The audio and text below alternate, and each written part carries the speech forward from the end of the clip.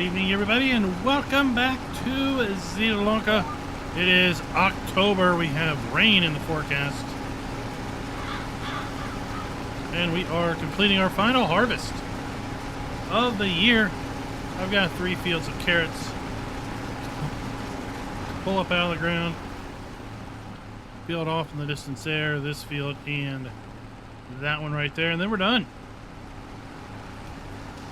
Another fine year of harvesting. Stocking the shrimp factory, not shrimp factory. I don't know if shrimp would eat carrots or not. Probably not. Probably not. Waylon, Farmer G, how y'all doing tonight?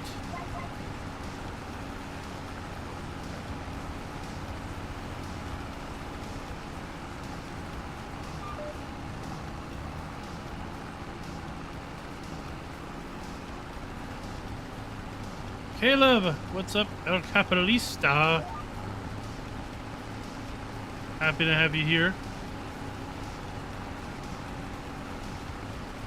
So we make our way around and around we go. Carrots we go a-picking. How much will we get? Well, nobody really knows.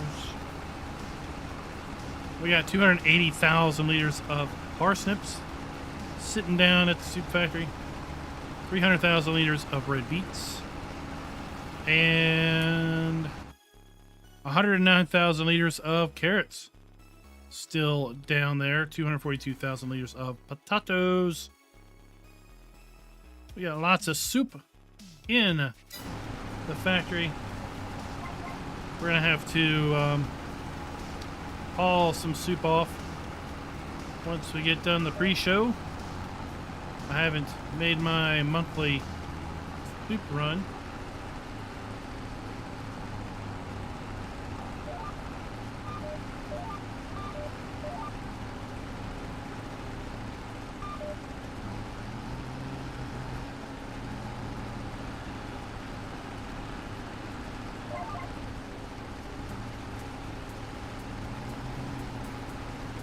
There we go. There we go.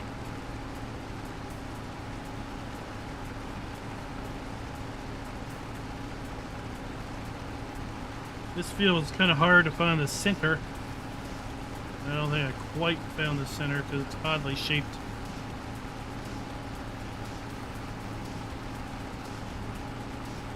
But it's close. It's close.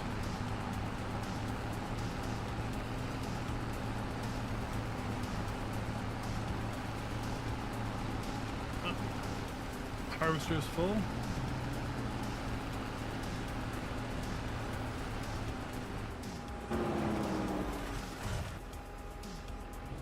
And the truck will be full.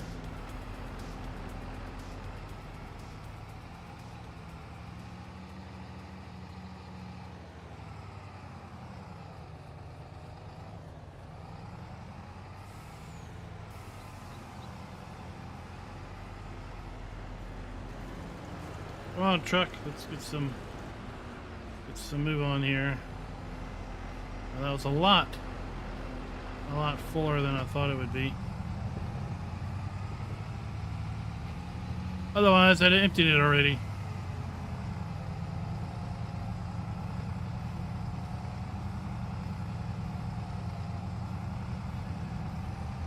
See the grass on the fields. It's getting gray, brown, dying off for the winter.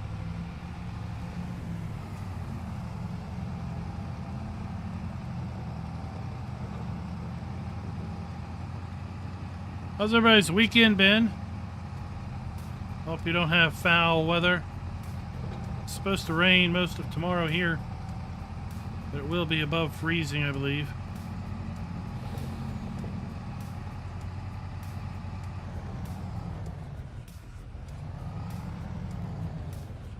Let's just hit the fence.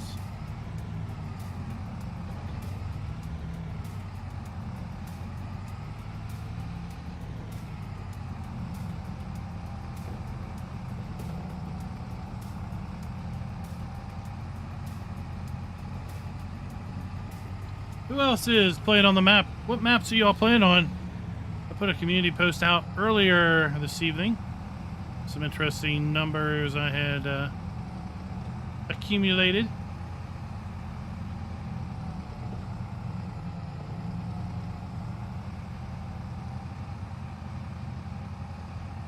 Foul weather, yes, you know, from chickens and ducks. It's always bad when chickens and ducks predict the weather. They typically predict foul weather. Caleb is still rocking Court Farms.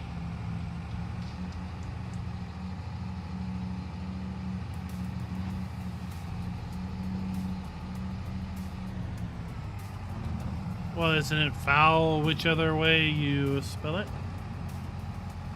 Walter's also on Court Farms. Are y'all neighbors?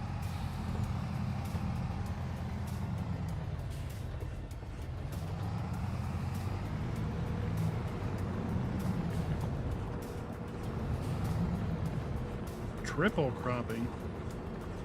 What's triple cropping?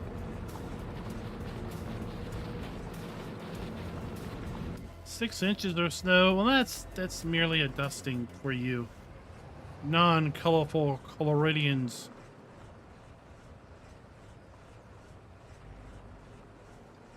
Danny's on Zielonka.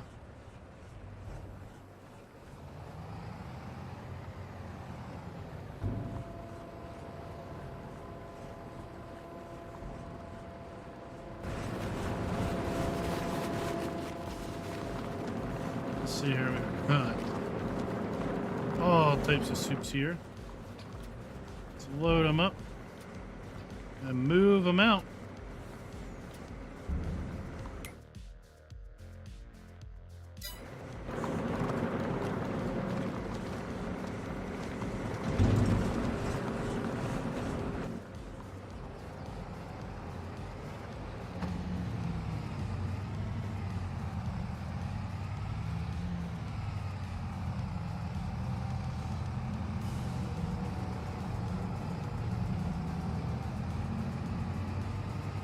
Three crops. Which three crops are you able to do? I suspect oats is one of them.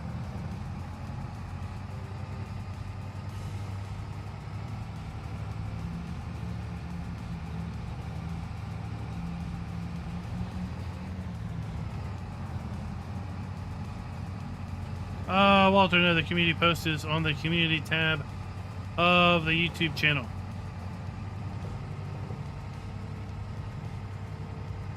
Train Sim Classic. Is that what you mean about TSC?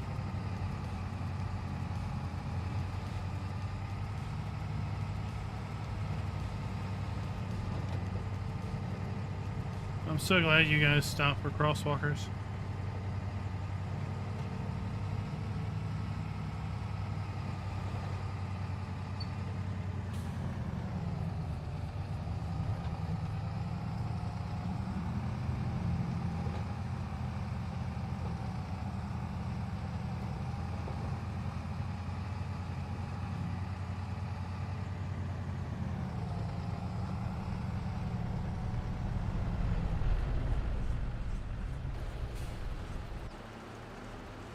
Ta-da!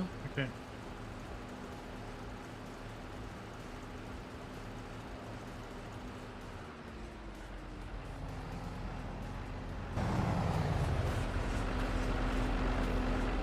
I think we'll clear. Oh yeah.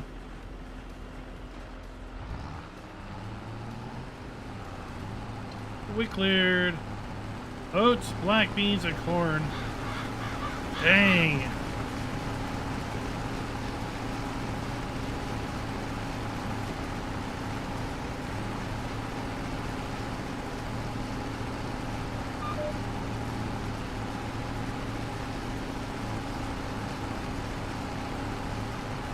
That was one heck of a busy year.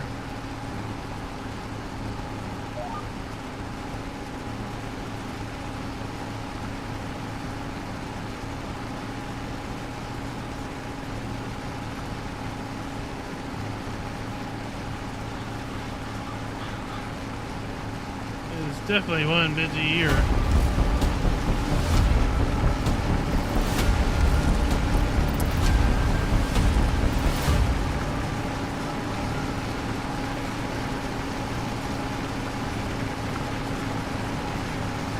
Good evening, everybody, and welcome back to Zielonka and our ever growing root crop harvest.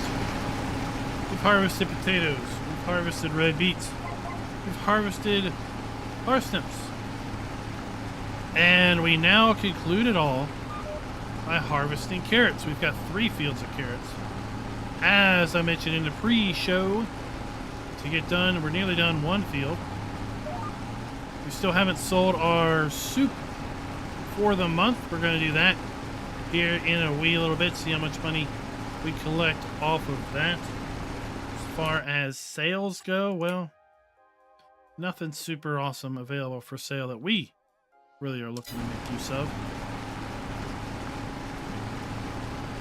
We've got to feed our animals a little bit, hop off our chickens, put some sorghum in for our pigs so they can keep growing and reproducing.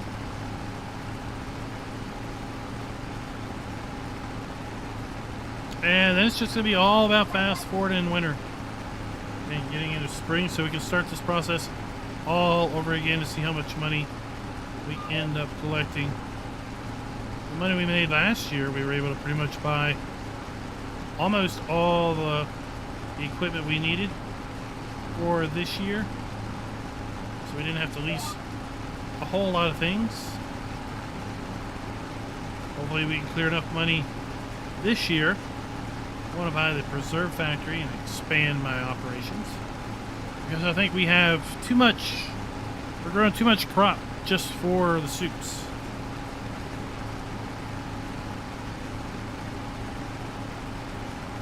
We're going to split next year, soup and, oh, here comes the rain. I think we can harvest in rain. Soup and preserves.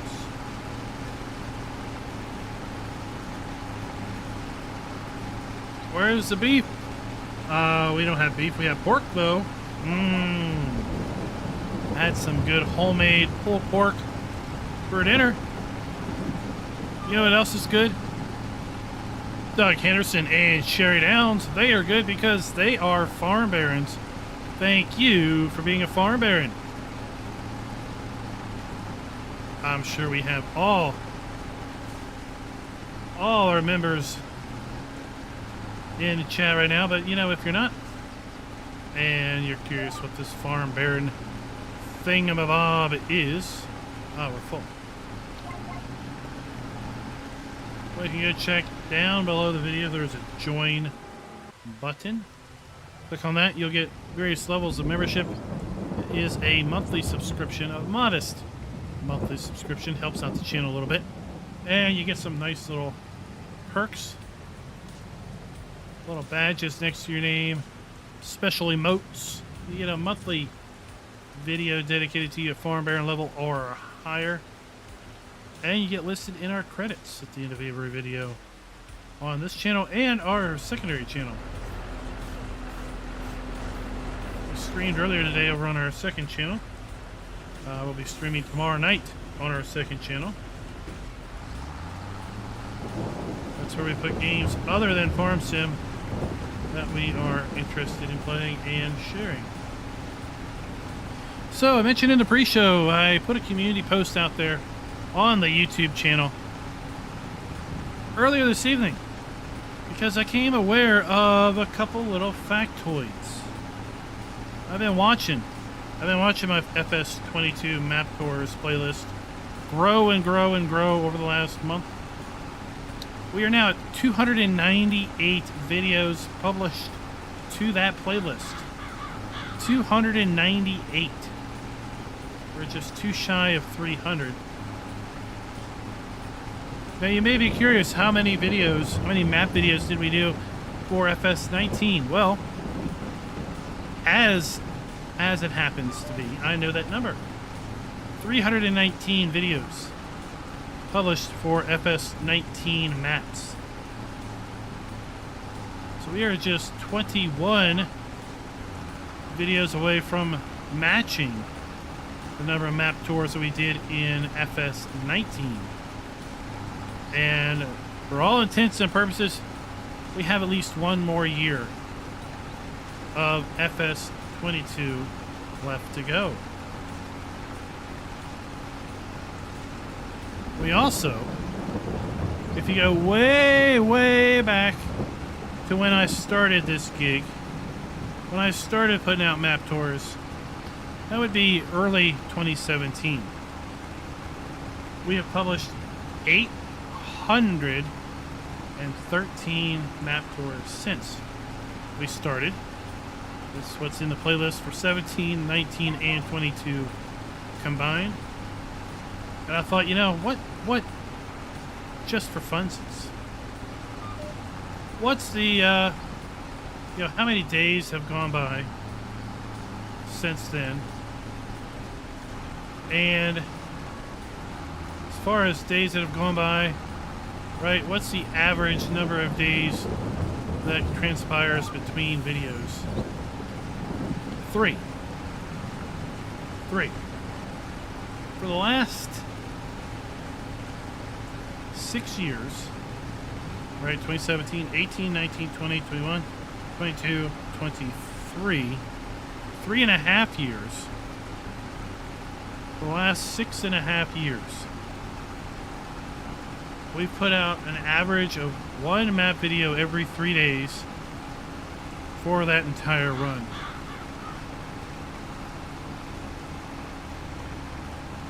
That's some craziness there.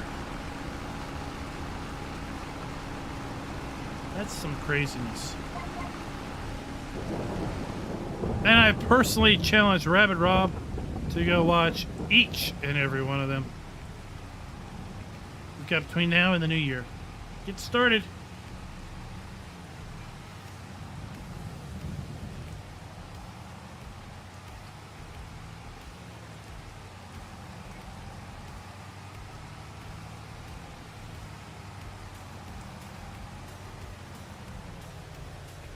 So those are the numbers I wanted to share. I have no doubt we'll be over 300 before the end of the calendar year.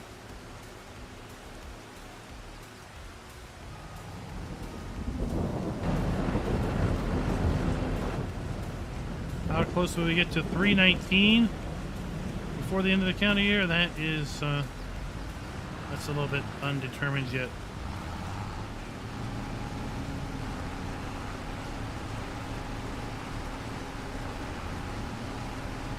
Oben, welcome. Welcome, sir.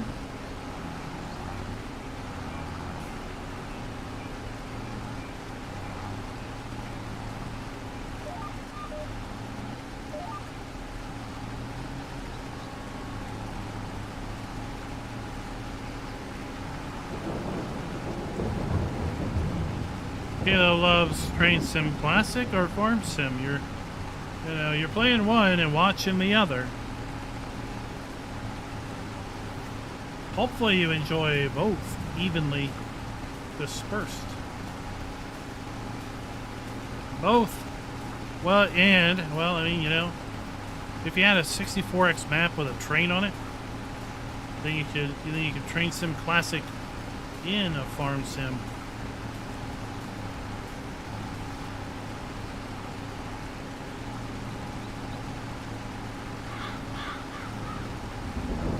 Oben, my weekend is still going on. It's Saturday night, right? So we still have a good day to go. It's going well. It's going well. Spent all day just kind of chilling out here at the house. We streamed Baldur's Gate 3. Started honor mode over there on our secondary channel earlier this evening, or this afternoon. And we're back over here at Farm Sim on the main channel tonight. Working on our carrot harvest.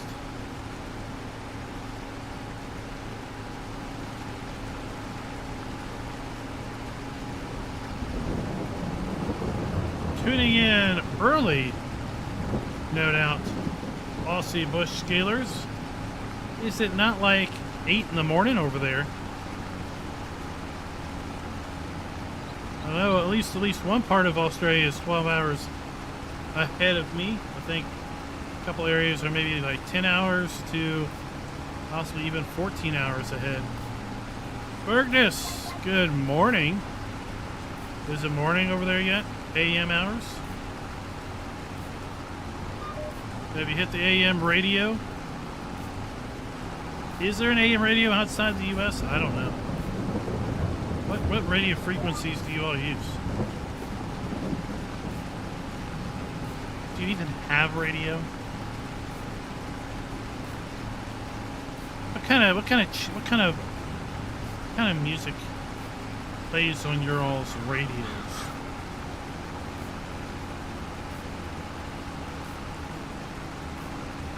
Metric radio. Oh my gosh. Turn your dial to 64 millimeters, point 16 nanometers, micrometers. It's probably backwards. Turn the knob backwards.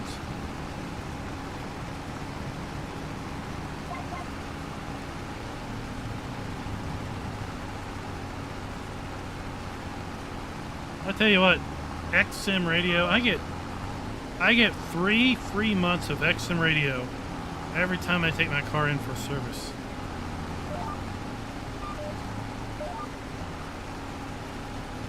And then they always want to give me an offer. Best offer ever to continue the service after that trial. I say, they're like, you know, they're like, what can we do to keep you a member or keep you active with our service?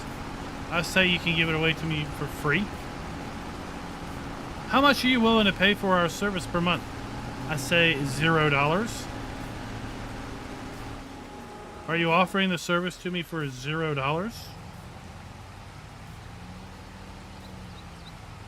I mean, clearly I signed up during the free trial. So that must be an indicator of how much I'm willing to pay. No, Oben, you don't have to pay to listen to the free radio. The broadcast radio. But for XM radio, satellite-based radio, yes. Satellite radio is a paid service. And they still have ads. Can you believe it?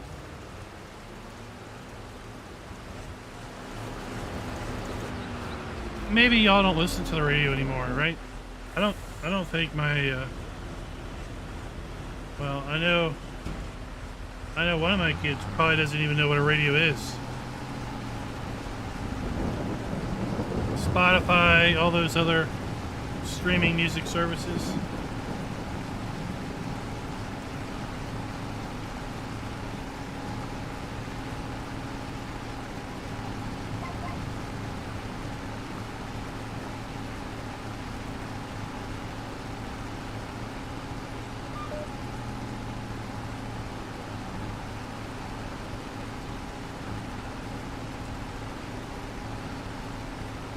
So we have FM radio, obviously, you know, that's free. There are some AM radio stations still, those are obviously free. Satellite radio, XM radio, I would have thought XM radio would be available universally anywhere. It uses geostationary satellites, I believe. Maybe not geostationary, but it uses satellites. So you can just basically tune a channel, drive for hundreds of miles, and never lose it.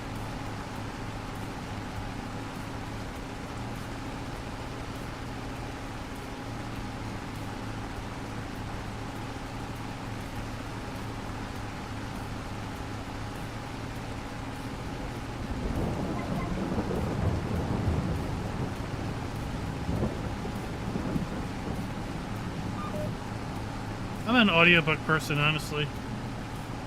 I'll fire up the audiobooks and just listen to them.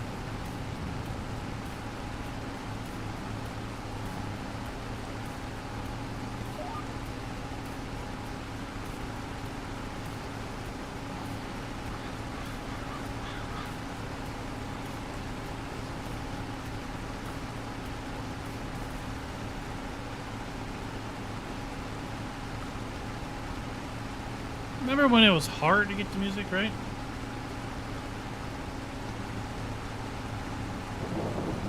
Ah, that sounds like a good deal, Caleb.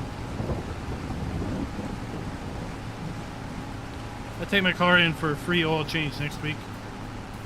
Free oil change, free tire rotation.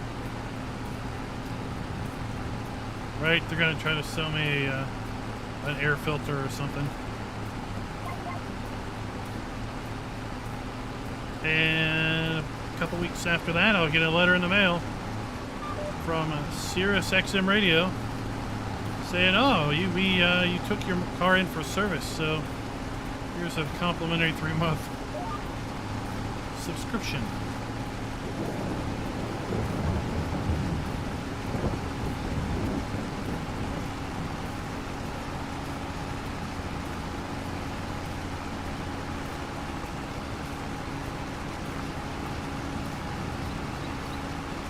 My car is not new enough to have Apple Play. It's a, well, interesting story about my car. We'll talk about my car, but first we have to talk about the car I had before it. I used to have a 2-door Chevy Cavalier. It was probably a 1990 model, somewhere around there. And I was taking my son to an ear doctor. What do they call those ear doctors? Optometrist? Is that it? Is that what an ear doctor's name is? Anywho, it was December. I was right around, it was right before Christmas. So it was probably like December 20th, 22nd, something like that. One of the last few days before people would close up and go off to celebrate Christmas. It was rainy that day, cold, and for whatever reason, this big SUV right in front of me in town just comes to a stop. Hit the brakes, screech, slide, bang, pop, pop. Actually, more like bang, bang, because I swear those airbags had shotgun canisters in them. Bang, bang, both front airbags go off. Well, again, the fact that the car was at least 10 years old, I knew that was a death sentence. For the car, it was done. Totaled. Thank you very much. Right before Christmas. 2014 maybe.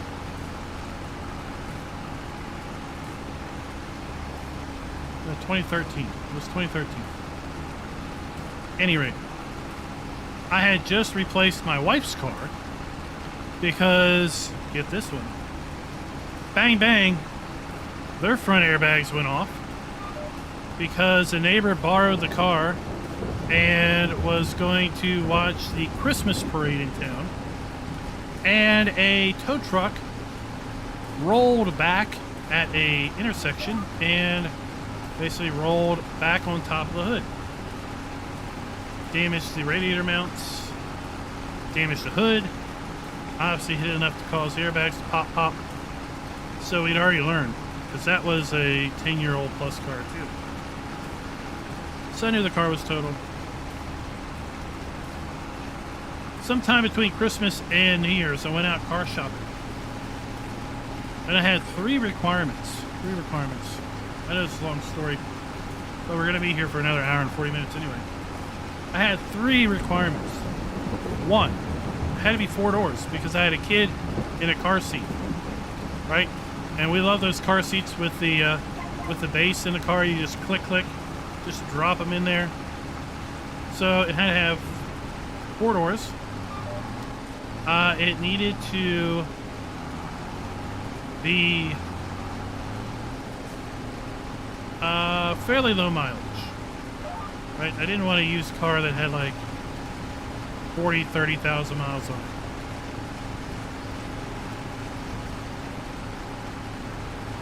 And that was probably about it. So we were out shopping for a car, and we went to several dealerships. And when I'm around shopping, I basically know within a minute of talking to some sales guy if I'm walking or not. And a lot of sales places, I just, all right, we're done, thanks. He said, but don't you want it? No, we're done. So I was talking to this one person, and things were going well, right? Walking around, and I saw this car. It was a 2013 Hyundai Sonata, 4-door. Didn't have a price on it.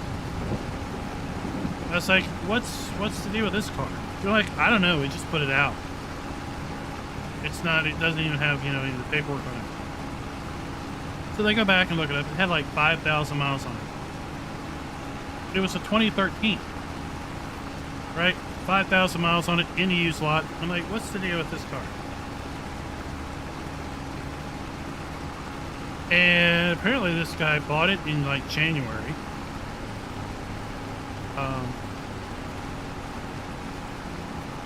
So maybe it was 2014. This was probably 2014. So he bought it in January of 14. And sold it in November of 14. And decided he didn't like it. He had a long driveway, and he wanted something a bit more road clearance, I guess. Ground clearance. So I bought it from a Subaru dealership, and apparently he traded in for a Subaru. So it was a 2014, 5,000 miles on it, right? And how this relates to how I know it's a 10-year-old car at this point. Something caused me to basically look at the car's door, and on it, it will basically say where it was manufactured and when it was assembled. Right? Well, I shit you not. This car was manufactured on my son's legitimate full birthday. Like, him and the car were born the exact same day. To the year. So we just celebrated his 10th birthday right after Thanksgiving. So I know the car is 10 years old. There's no question. And if I'm ever a bad parent and I forget when his birthday is, I just got out the car and open the door because it's on the sticker. So, yeah. When we discovered that, I was like, this is fate. This is fate. I had to own that car. So, long story short,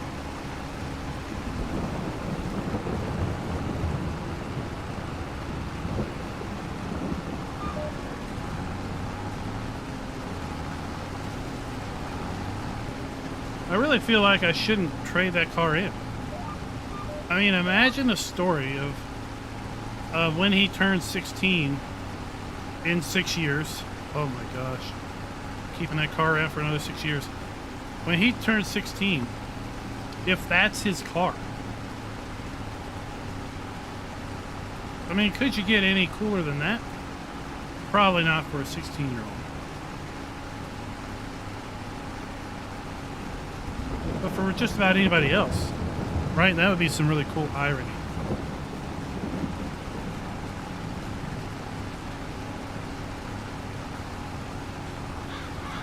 But yeah, that was pretty neat.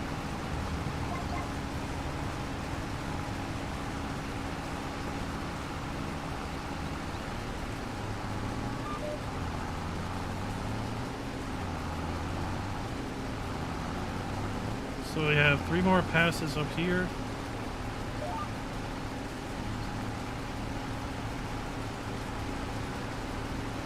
And then a couple passes back there.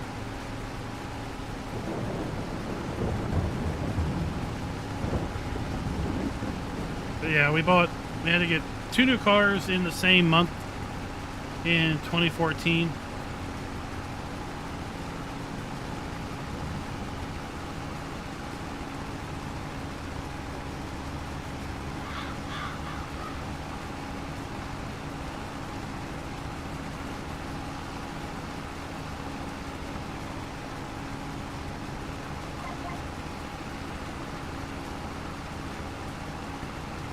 Right, you just can't make all this up.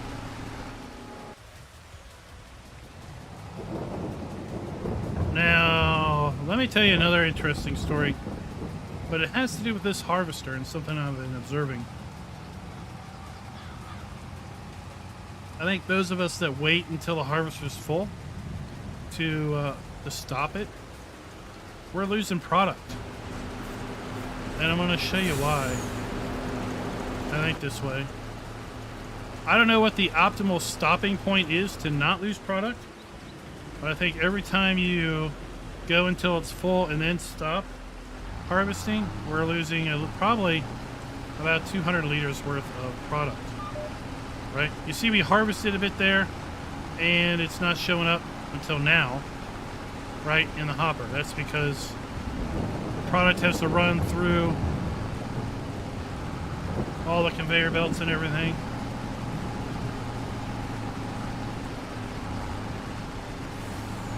And when we get done our harvest and we put this back in the working position, see, we're not adding any product to the hopper. We've already gone a fair distance right now. So you see how far back we've gone. Because, right, it gets picked up, it's got to go up through all these conveyors, and then it doesn't actually register as being in the harvester until it deposits it into the bin there. So pay attention to what happens when we get done with this row.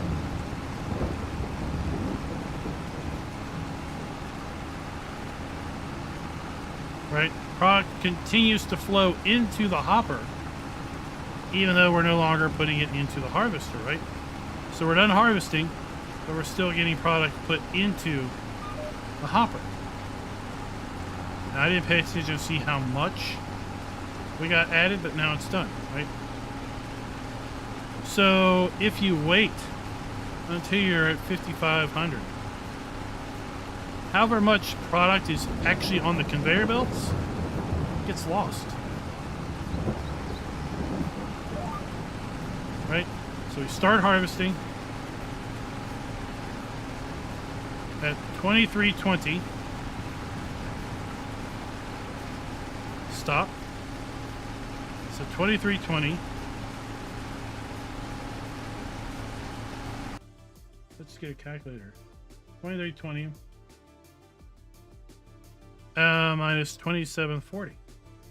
So 420 liters worth of product is on the conveyor belt before it gets dumped into the bin. So 5,500 minus 420.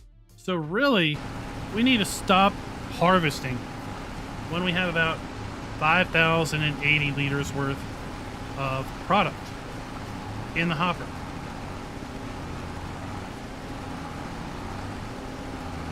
And then once we fully unload all the conveyor belt, we should have a full hopper. Let's experiment and try that out.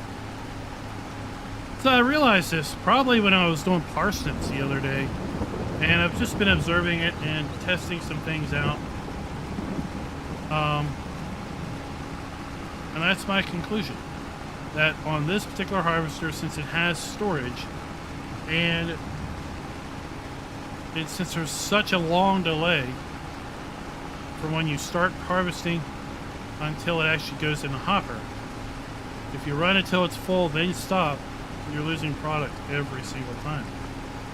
And I think the same is going to be for those crate harvesters also. So we gotta get to 5080.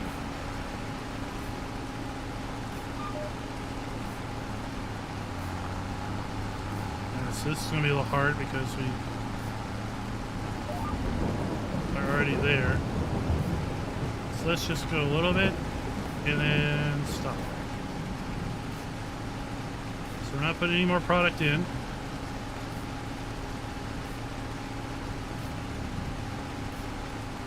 And we are within 100 liters of being full.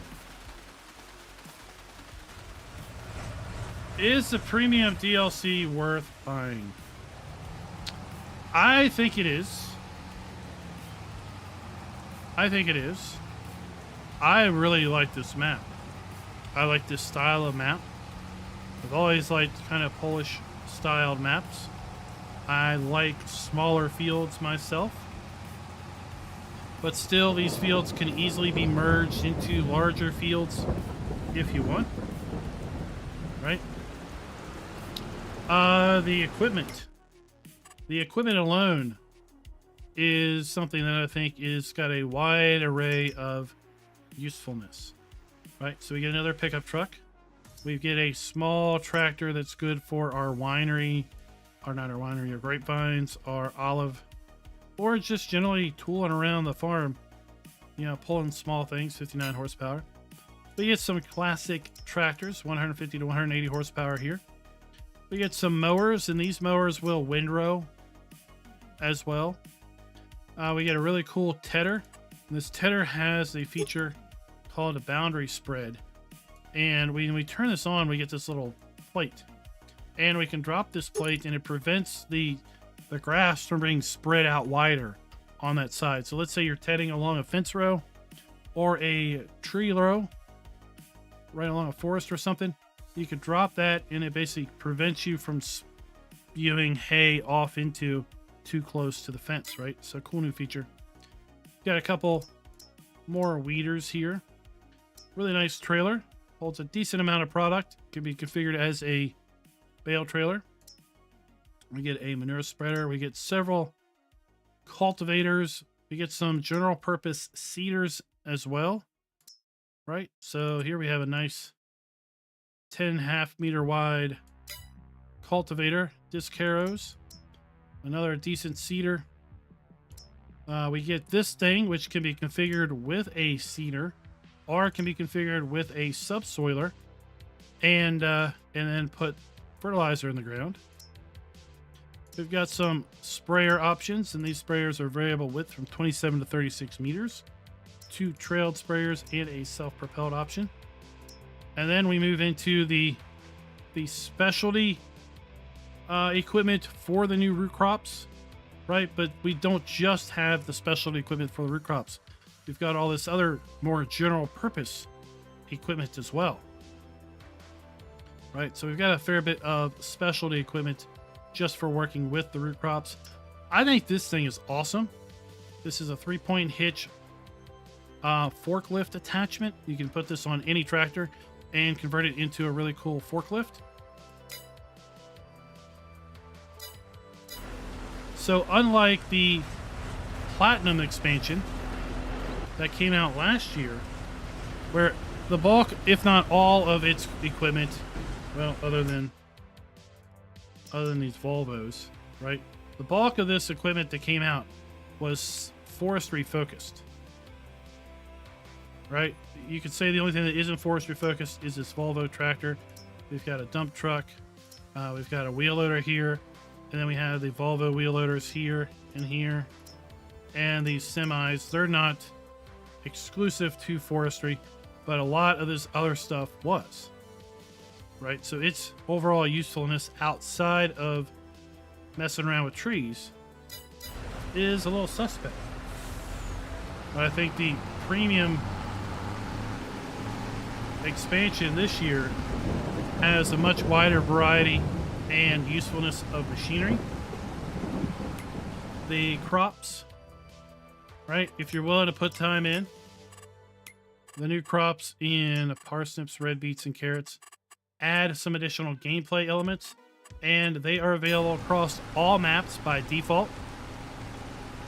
can't tell you how many maps had the ability to sell and do platinum expansion, but I can tell you that every map is going to have the ability to sell the root crops and sell the new productions that come with the premium expansion, because the way Giants has coded them. Giants has coded them so that they're basically available for sale wherever your grains are sold. Right? So whatever accepts your grains, your grain crops, is also going to accept your new root crops. Plus, of course, your production. And the same goes with the items that you can produce. These are always going to be sold at the same sell points that your grains are going to be available for sale at. So if you have a grain sell point, you're going to have a sell point for your premium expansion. It just works out that way. Of course, you can put down those new productions on any map as well.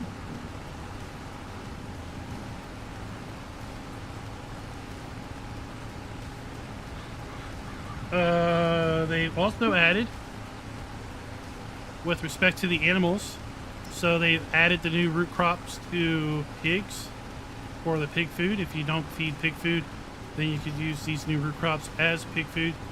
They added a new category of root crops for horses, right? So if you have the expansion, you now have a new food category for horses as well. And that's going to be effective across all maps.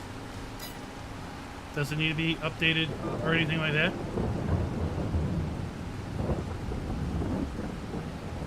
So I don't know if it was kind of lesson learned from the platinum expansion and how little people incorporated platinum expansion production into their maps post platinum expansion release. But I really like how just things are by default. You can go all the way back to the very first map that ever released for FS22. It's going to support the new root crops.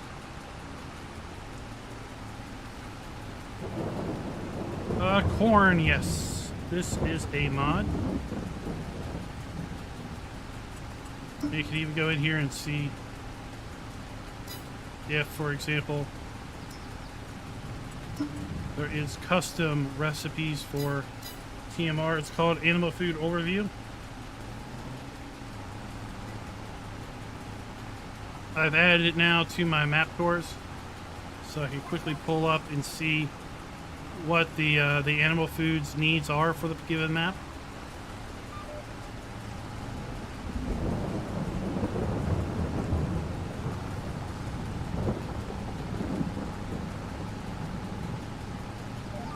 Well, I mean, Will could maybe add that to his map he's working on.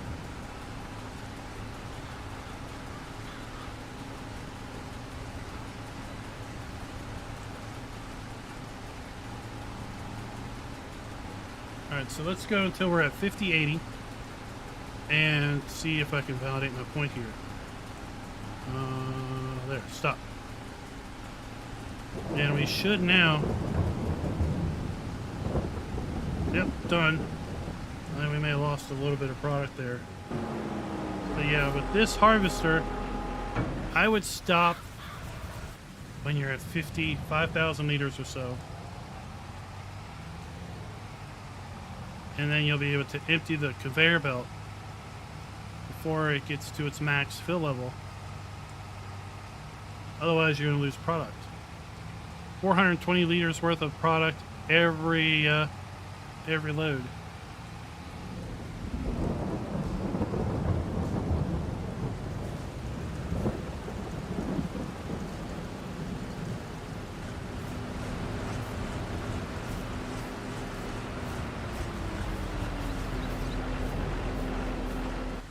Well, corn, hopefully it'll be a feature that comes in the next farm sim for everyone.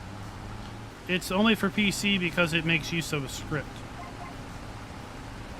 And scripts are not allowed per Sony and Microsoft. Sorry. It's frustrating.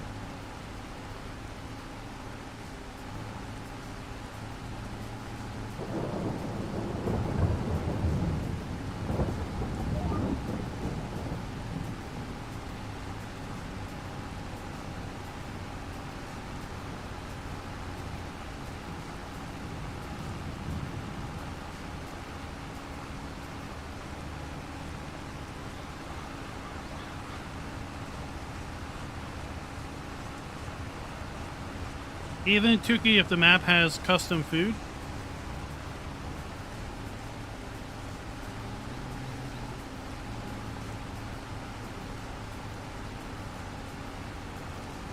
Alright, that field is done. I'll move on to the next one.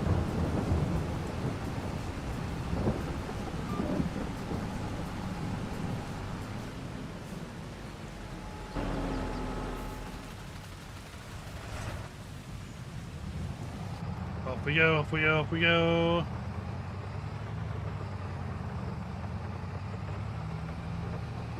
Will's got camping in his map.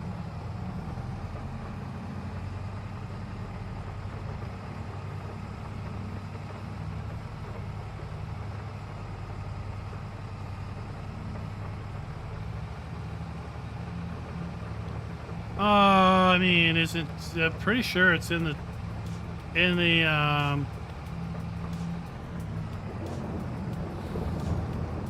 Farm Sim Academy pages, right?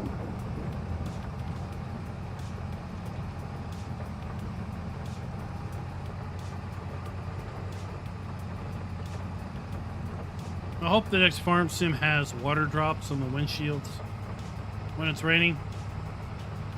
It's such a nice feature in ATS and ETS2 to have raindrops that actually appear on the windows and then have your wiper actually, you know, move them around.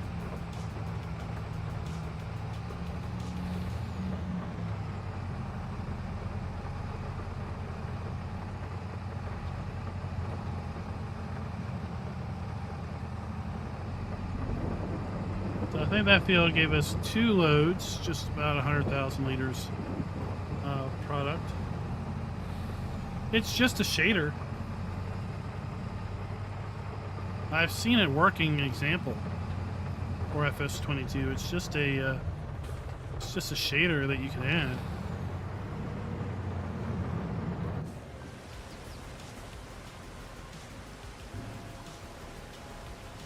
Okay, while that's doing that, let's go and figure out where we're selling these.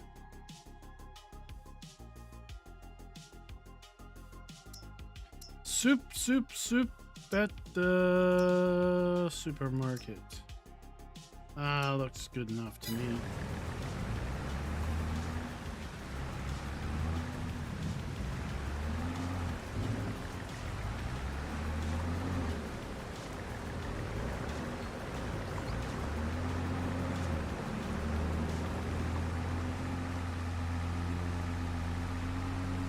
Hey, can't you tell there's a tractor pulling out?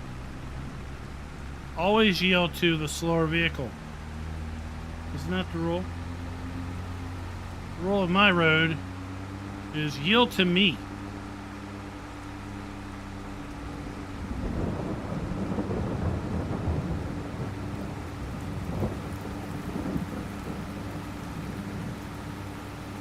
Right, we got the windshield wipers now. That was a feature that was in some vehicles prior to 22. Now let's get water droplets.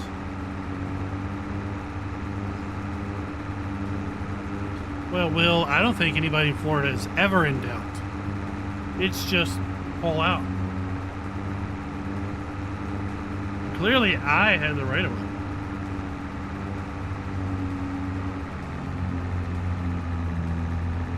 I mean, after all, it's just blocking the entrance.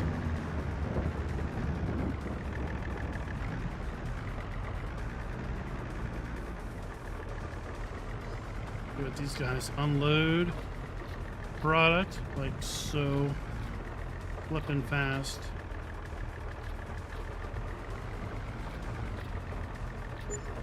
$28,000.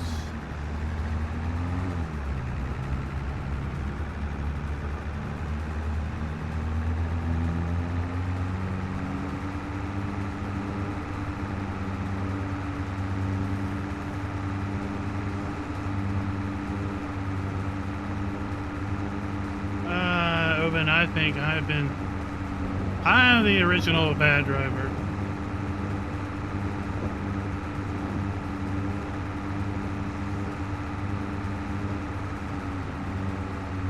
I've got documented evidence going back 2017.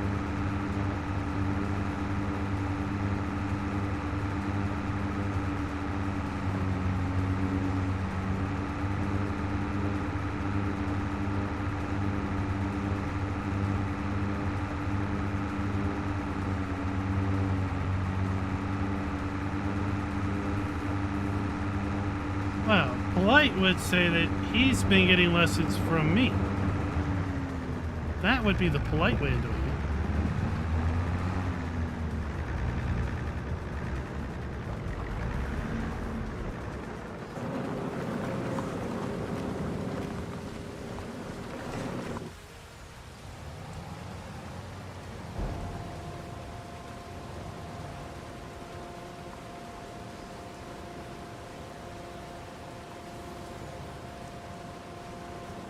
I really need to see if they have carrot soup at the store. I don't think they sell carrot soup.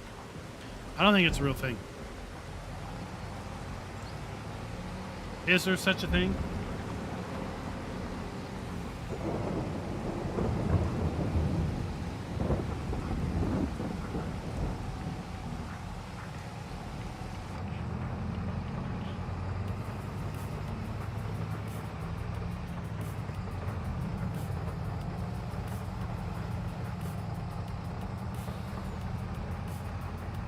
I mean, if you haven't been hit blindside by the train on Gold Coast Valley when you're in this mode, you just haven't lived.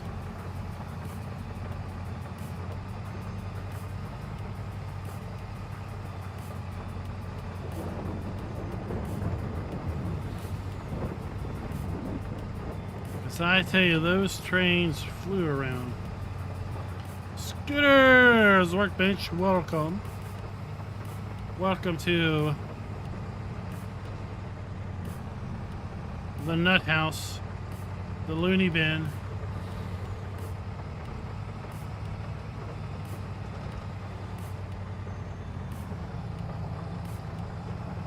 Although I can tell you it's more fun to drive in ATS than in Farm Sim, because at least in ATS you can power slide around the corners.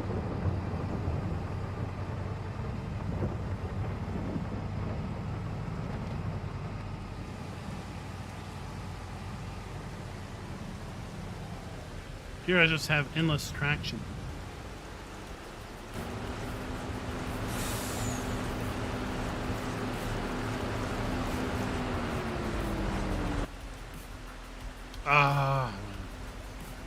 We're not all German.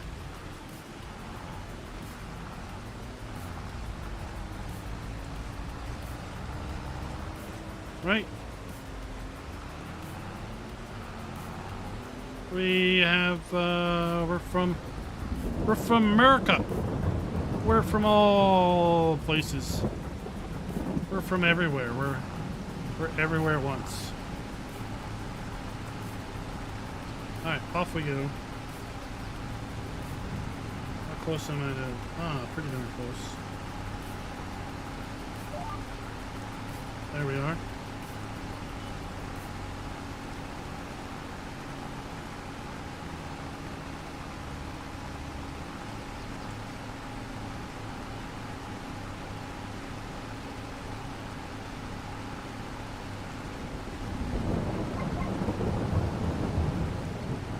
There, flip the field.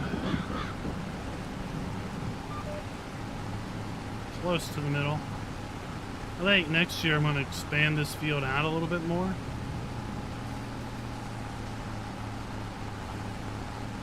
At least up here where we have available land. Hellhawk, what's up? What's up?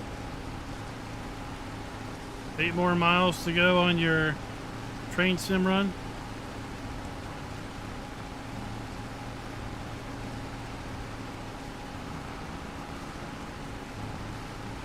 Watched an interesting video today about train rails and why they no longer have expansion joints, and how they can no longer have expansion joints and not just completely buckle like a wet noodle.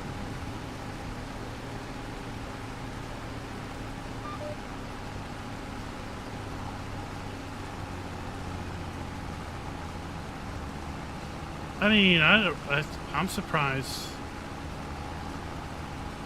Quite frankly, I'm surprised French Canadians. I mean, they're a contradiction to themselves. The French hate everything and everyone, and the Canadians are just generally so polite. It's almost sickening how polite they are. So how can you have a combination of hating everyone and everything, and being so polite and nice that, like, it makes you sick to your stomach? I mean, does that technically make a well-balanced individual? I mean, I don't know.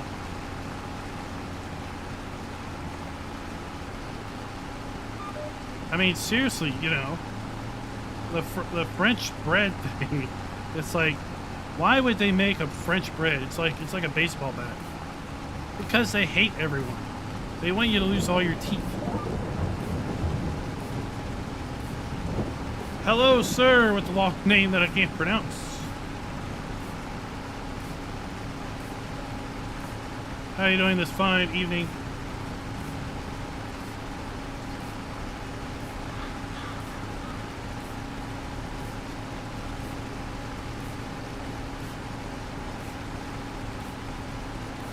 Oh, see, we lost product there.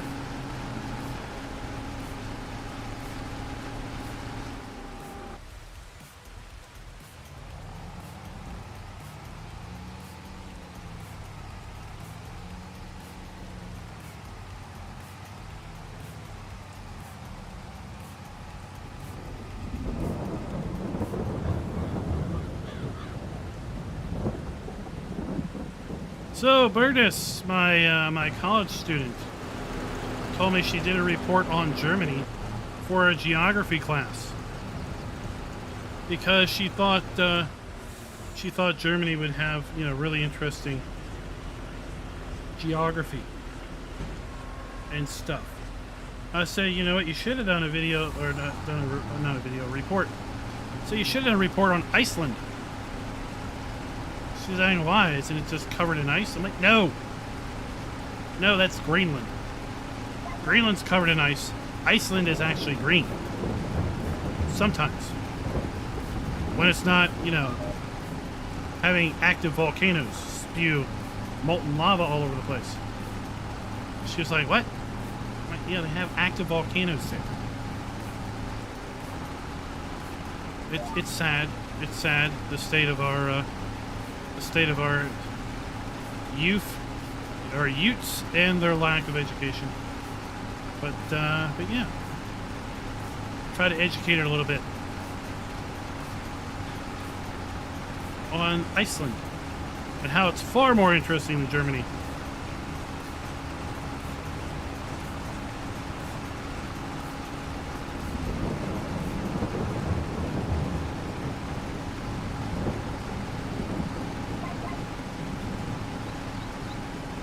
It's like they named it that way, you know, so people wouldn't come in and mess with them. It's security through obscurity.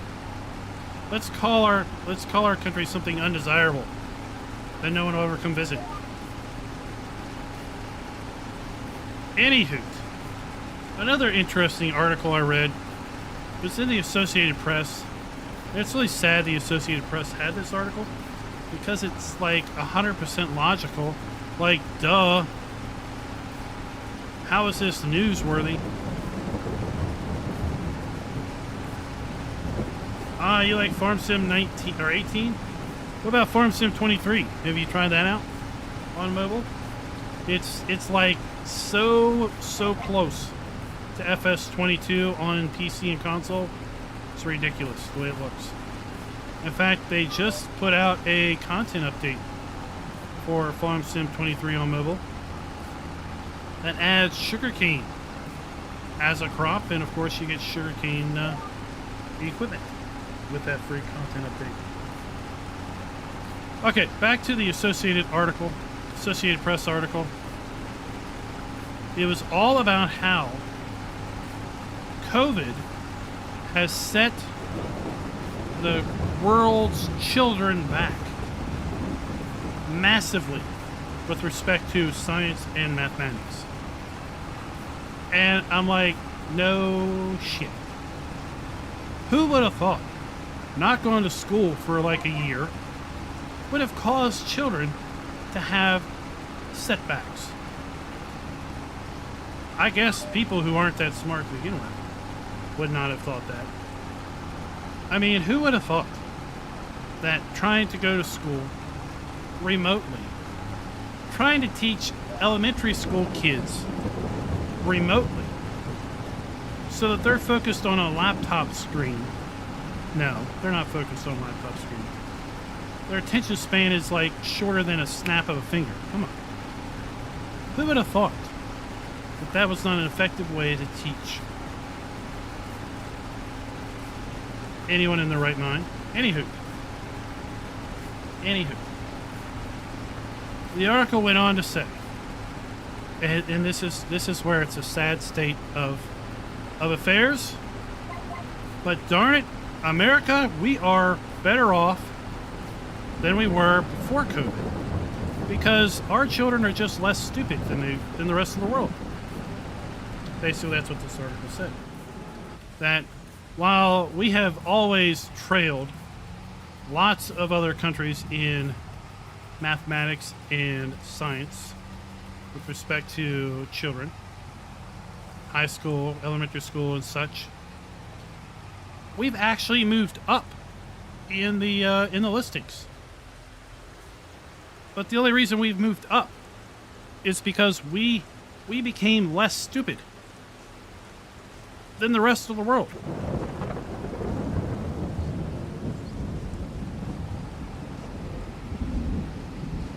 So we were already toward the bottom. We had less to go down. So we accidentally climbed the list. Through all the fault of our own, I guess. Right? We didn't actually achieve anything. We just declined less. Way to go. Way to go, American education system. We are a perfect example of no child left behind, and every child gets a mediocre education. We're a perfect example of a shit out of luck tests where you teach to the test. You don't have your children actually learn anything.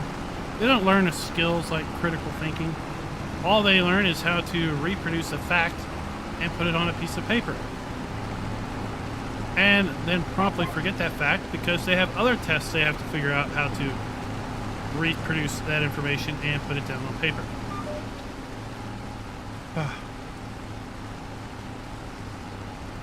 So yeah, now teachers are trying to catch these students up while at the same time keeping students who were not in school during COVID, right? Those that started school right afterwards, they're going to be better off at any one particular grade level than the next grade or the second next grade above them. Right? So you can have 9th grade students who are learning the same topics as 11th grade students because the 11th grade students and the 10th grade students are just that far behind. You can have 9th grade students learning topics the 10th grade students won't even get to. And then what happens when those 9th grade students hit 11th grade? Do they like suddenly jump?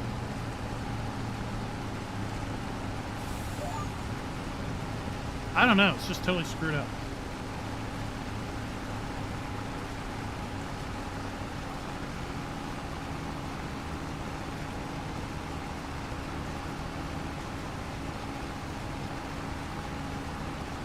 Did you think they were adding something new to 22?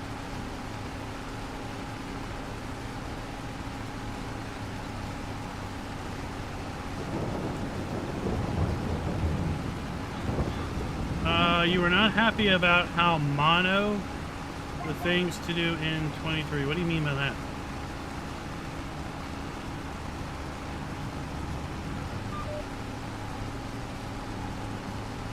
So yeah, it's Associated Press. I saw it over on the I don't know, I guess the AP News app.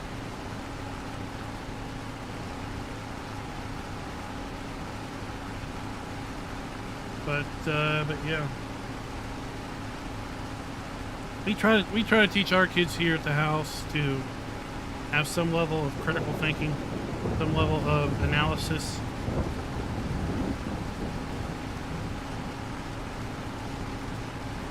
It's not all about regurgitation of facts and figures.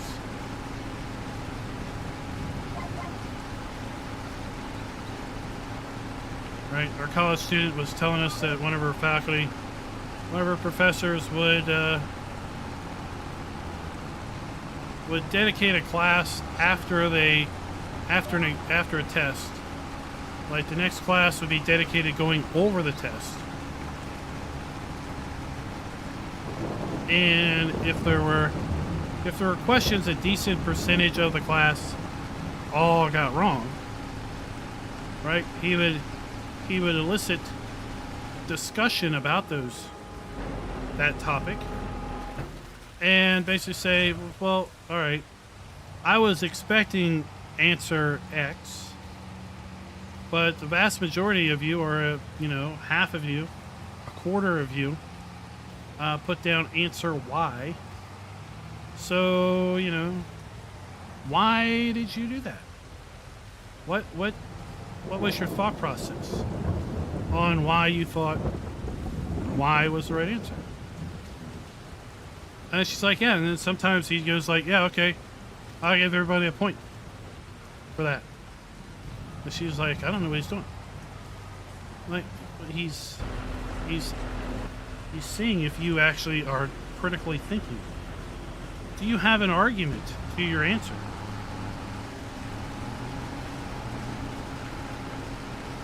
Is there some level of thinking that went on that caused you to believe Y was the right answer as opposed to X? And if you had a good enough answer, you could convince him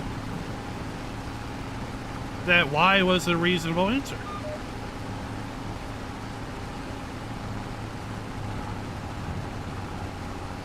The whole world is not black and white.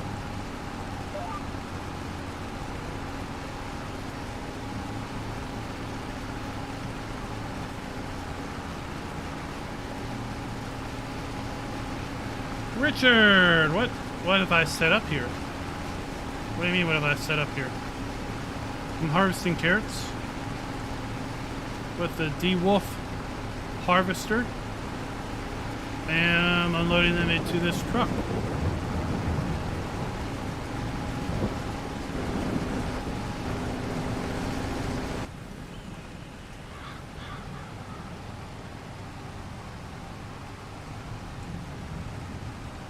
It's not quite wide enough for me to get around. That's what we're doing. No, it's the DeWolf harvester.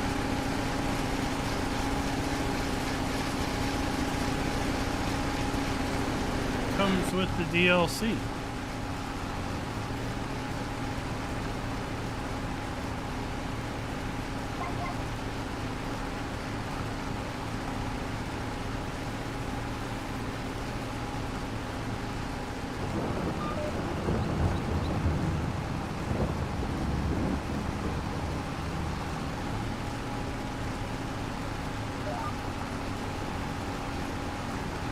Right, so it's this.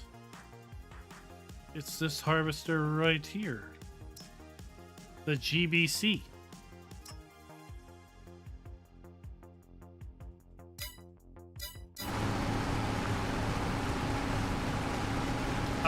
Nope. Nope.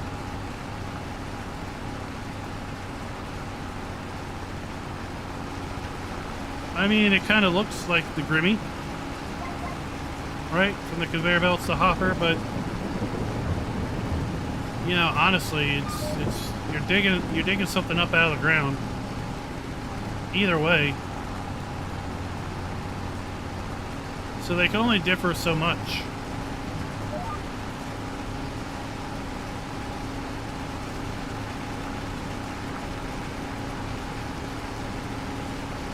Now we did get late this week the Colossus Harvester Pack, right? That was a much anticipated mod to get updated. That has now added the new root crop products. So it now has the ability to support harvesting these new crops. If that's your kind of thing.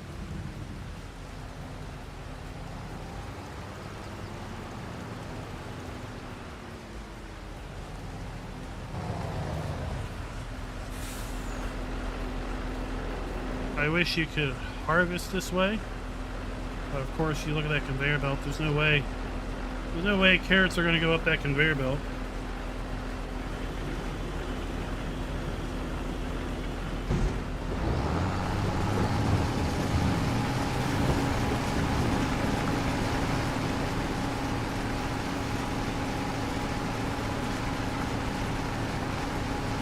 And then I like to harvest by basically just going down the middle and then flipping around.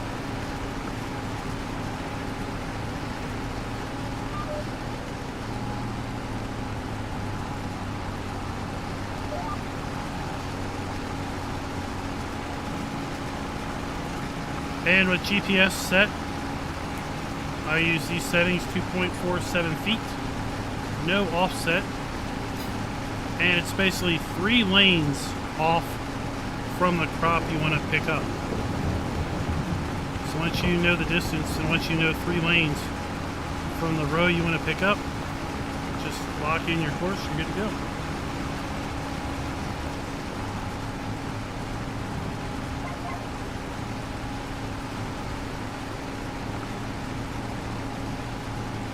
Now this has been part of the DLC from day one.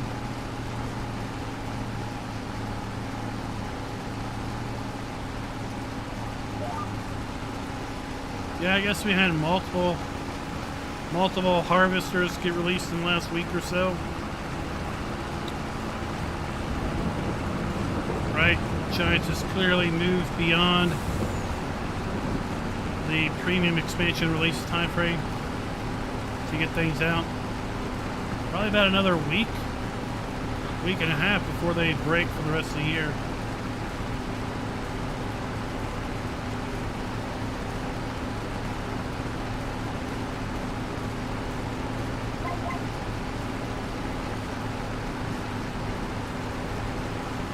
Yeah, it's disappointing the number of harvesters that are part of the pack that do not have storage capacity.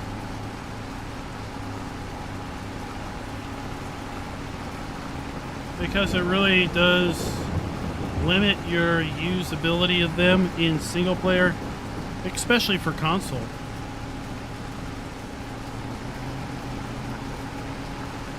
You basically you're basically required to hire a helper and then drive under that. Excellent for multiplayer, right? But in single player, it's a little bit more difficult if you don't have a harvester that has capacity. Now, last year I used crate harvester, and we handled crates. This year, I thought we'd use this one and offloading trailers.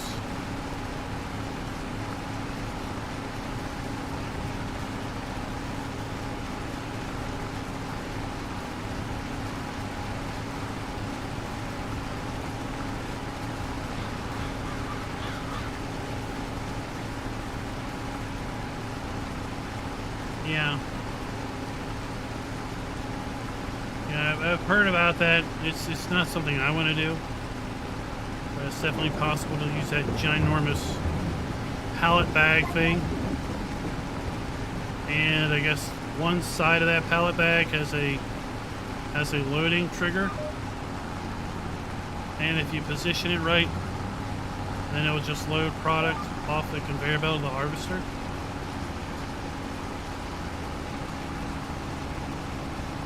Oh, it's full.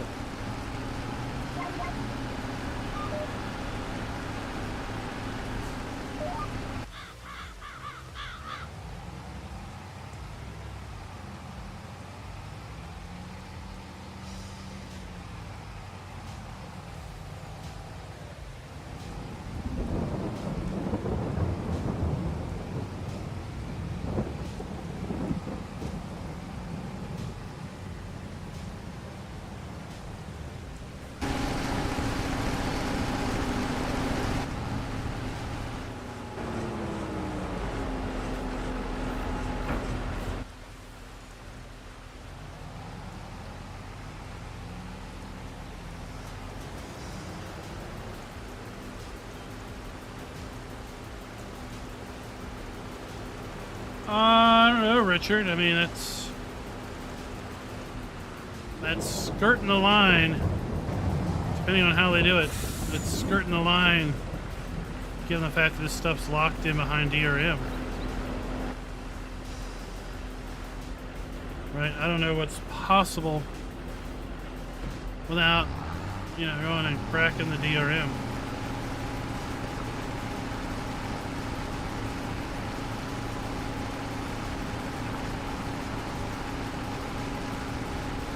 Hopefully that would be the case, right?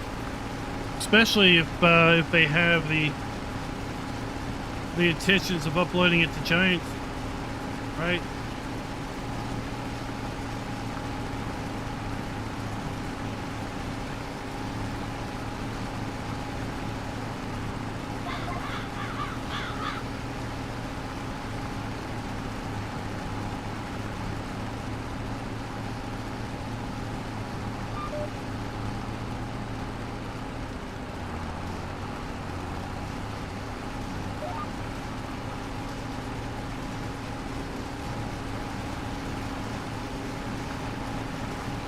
Perfect every time.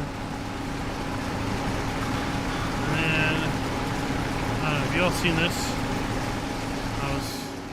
I was kind of googling over this technology the other day. All right, we got this weird rotational thing here with all these bars, right? And it connects back here to this rotational thingy. And then when it runs, it just rotates. And these plates, they come together, and this is where they basically cut the foliage from the root. And then the root falls, right? And the carrot falls below.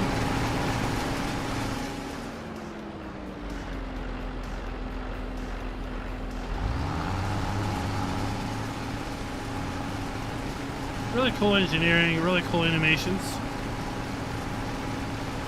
that they put into this.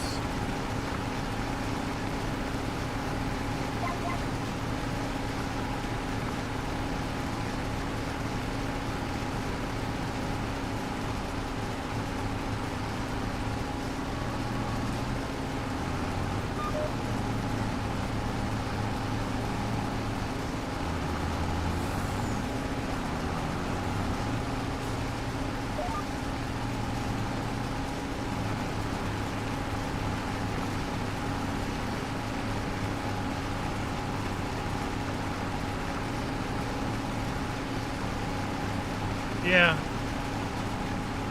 Yeah, pure farming never really did catch off, did it?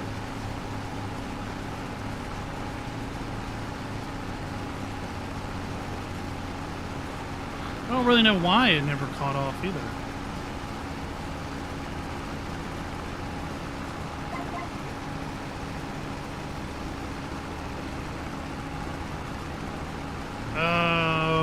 It's okay, Richard. You put a period between two words without a space.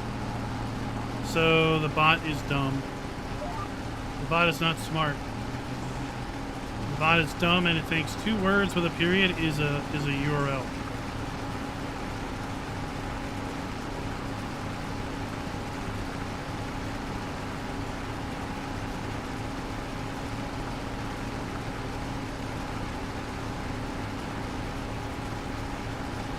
Maybe one day the bot will get some intelligence. Probably not. Well, we can hope.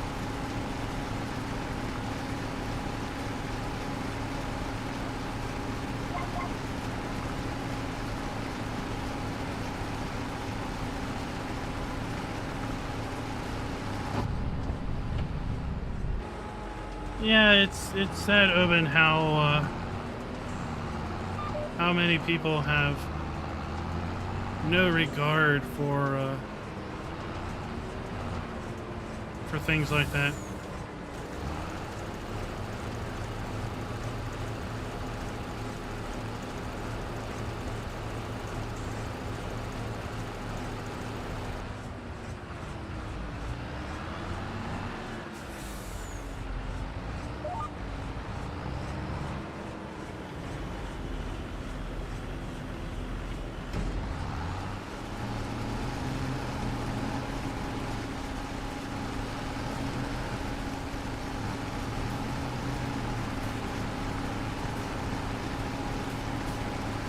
There we go.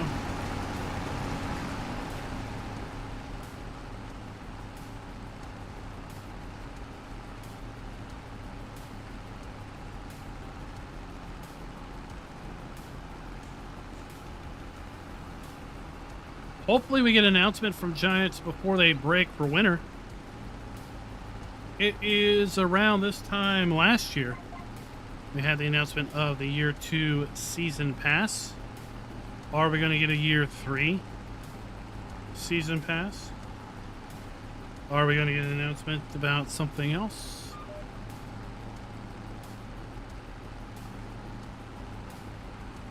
It's hard to say. Yeah, it'd be interesting, Richard, to know like what the contract stipulated.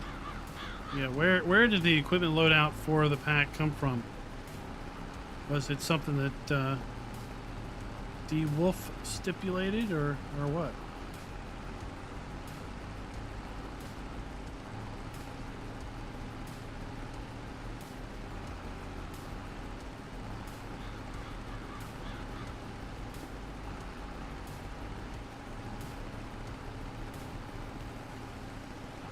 Chad, it's 100%. Yep.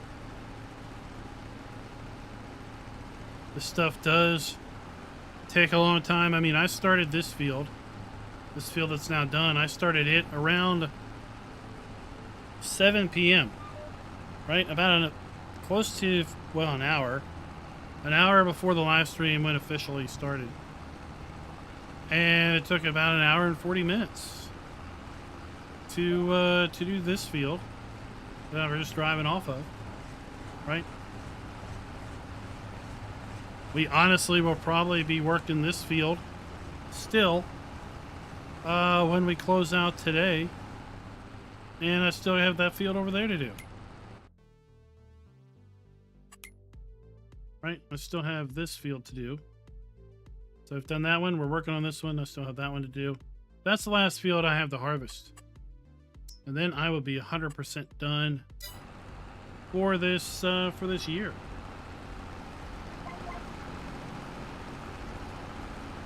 So I'm willing to put the time in because I literally have nothing else to do between now and when the carrots would wither.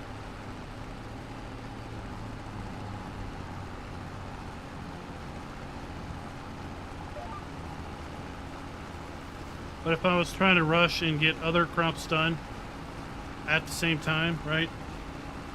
Well, I'm just deliberately trying to keep it small and centralized to just the new crops.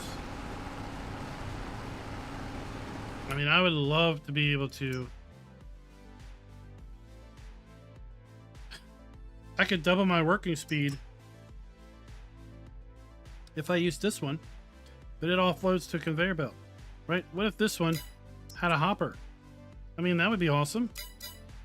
I gotta think they've got a model out there that does that, right? I'd like to have that one too.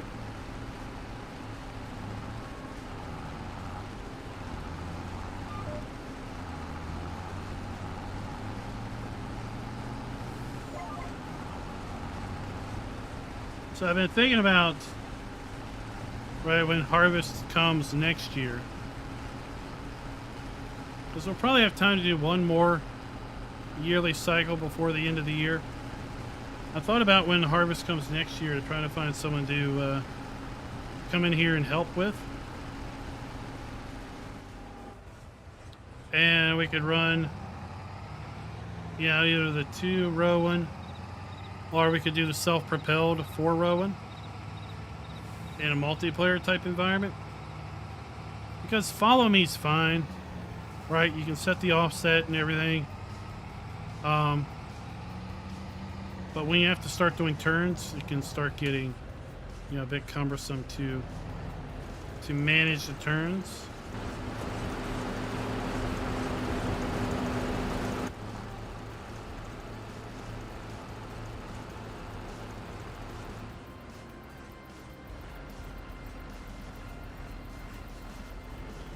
I have not counted machines total for the DLCs.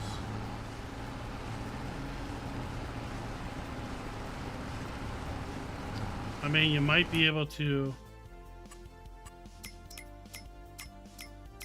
do something like with additional game settings. Where is it?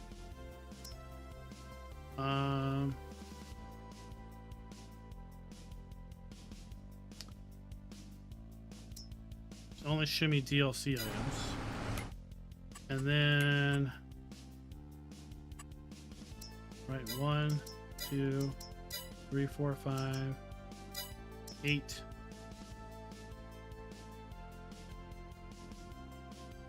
That's 18,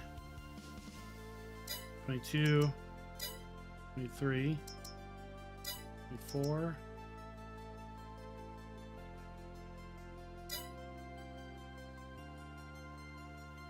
31, 32, 35, 37, 38,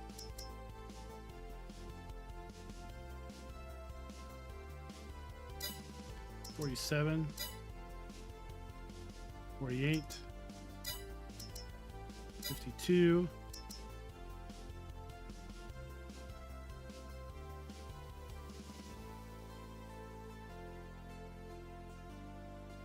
66, 67,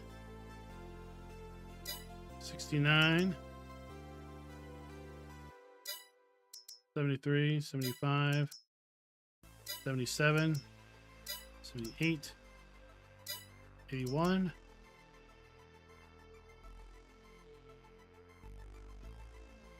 92,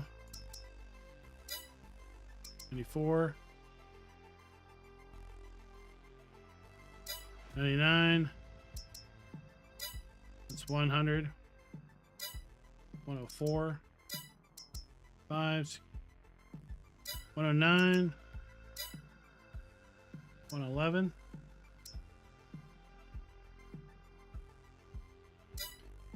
116, 17, 18, 19, 120, 121, 22,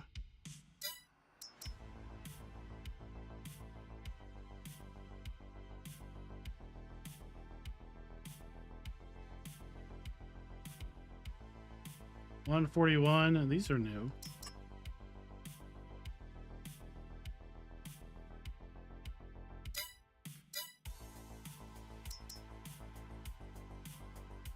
$145.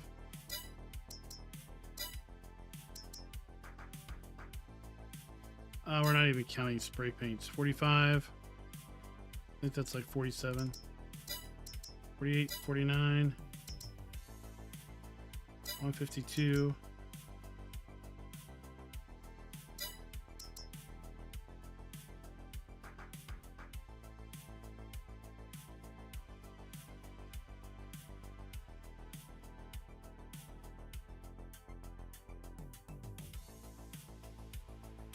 183, 185, 188, 189.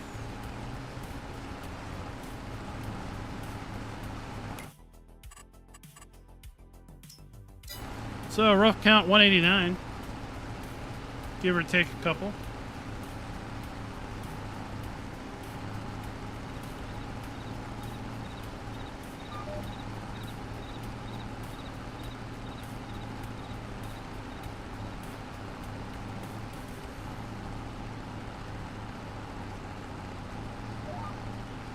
Yeah, I don't have precision farming enabled for this gameplay.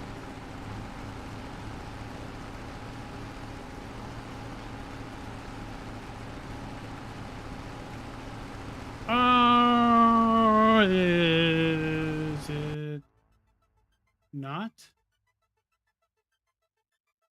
listed on the DLC page?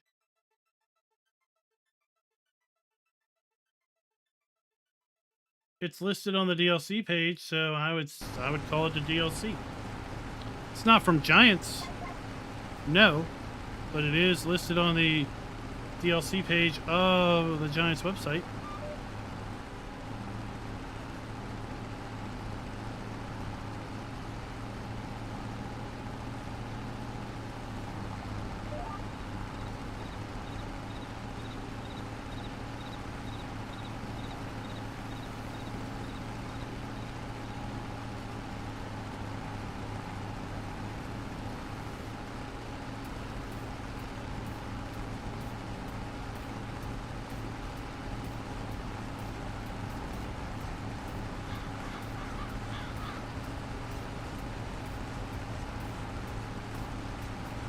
Well, I think that would get a little sloppy.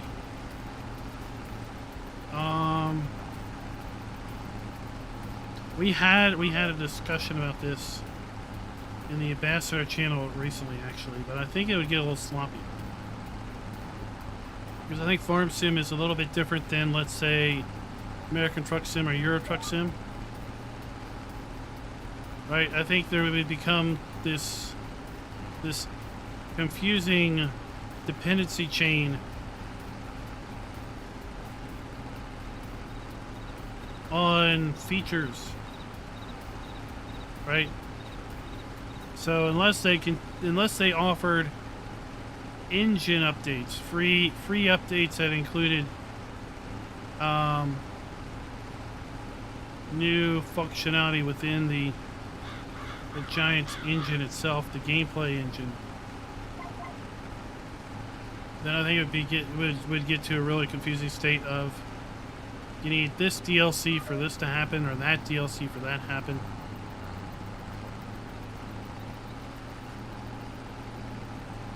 And until they unlock things, right? All those new things are locked behind DRM. They're not available to modders or mappers.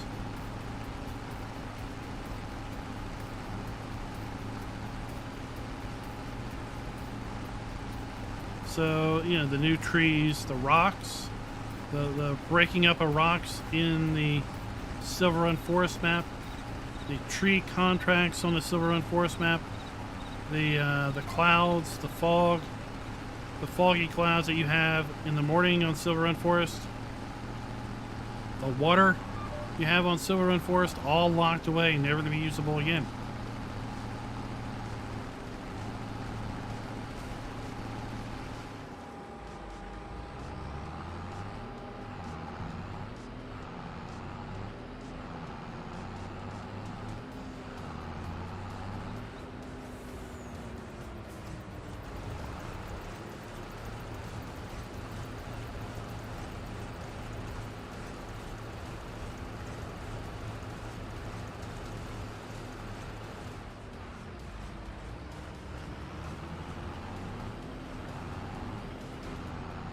I mean, then at some point they've got to abandon Xbox One and PlayStation 4. Those platforms have to be holding back PlayStation 5 and Series X capabilities.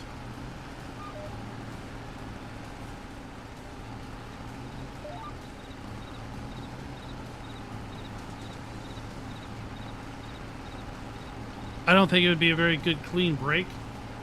Be like, oh yeah, FS 22 works on those platforms up until this point, and then nothing after this point will work for those old platforms.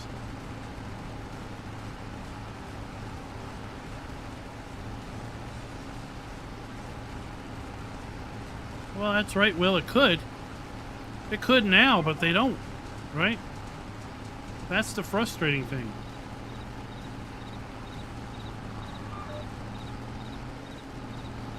If they would make those things available to modders, assuming the modder owned the DLC to use it, and as a result, make it available for players to use on mod maps, assuming they own the DLC to play using those features, the only thing I see it ever doing is selling more DLC.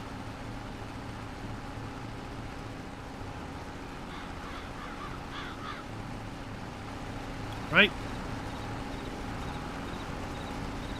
Heaven forbid a much praised and much loved can never do wrong mapper implement a new function that's locked behind DLC.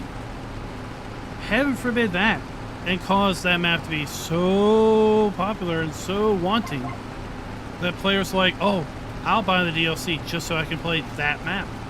It will happen. It will only sell DLC.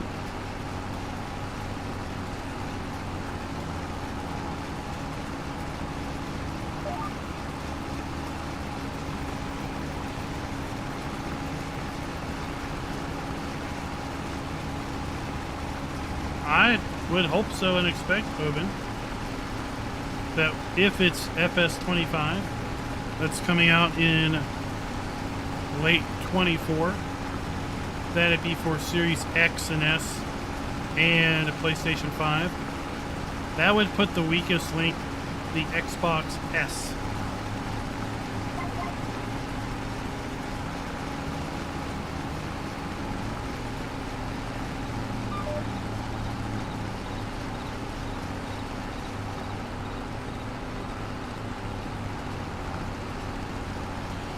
Oh, I think it's time to split these in two.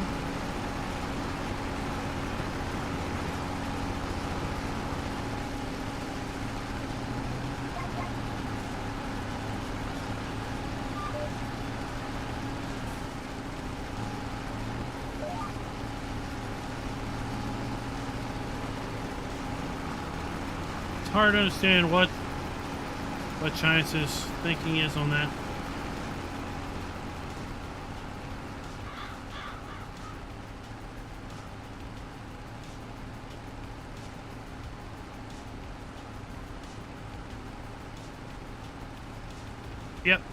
Yep.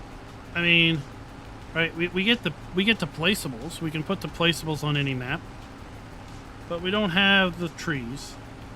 We don't have the foliage, the paintable ground textures. We don't have the cool clouds that come out in the morning and then vanish mid-morning. We don't have the cool running water down the streams and things.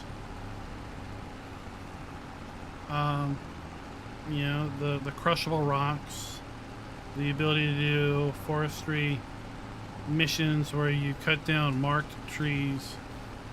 Those are all locked away, right? The ability to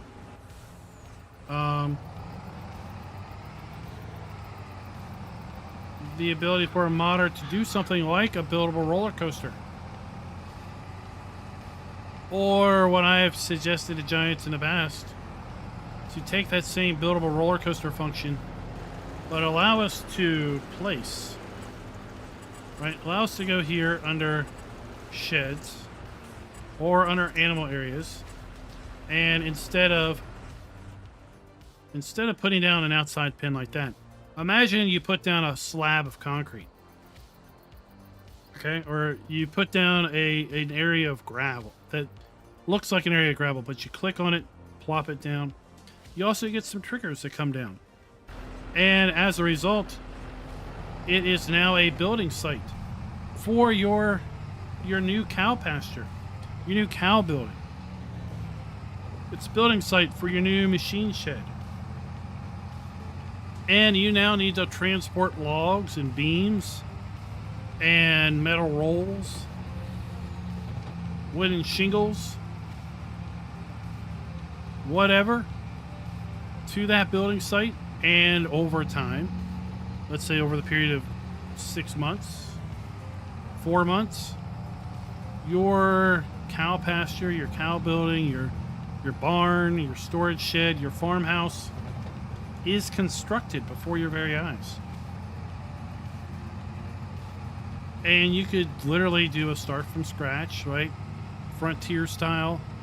Literally build your own farm from the ground up. That'd be so cool. Game elements. It's something a modder could work on and develop if they had access to that back-end stuff.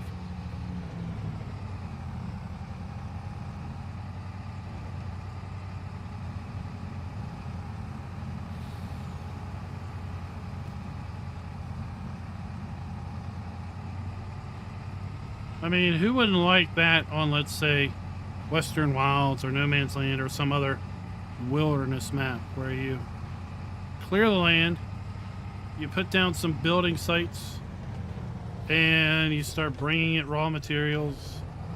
You build your farm up literally from nothing. And then as you grow, right, you could upgrade your buildings. Maybe a way of reclaiming building materials by tearing down the site. Maybe you get 60% of your materials back. Because, you can't do a 1-to-1, right? It would have to be some loss.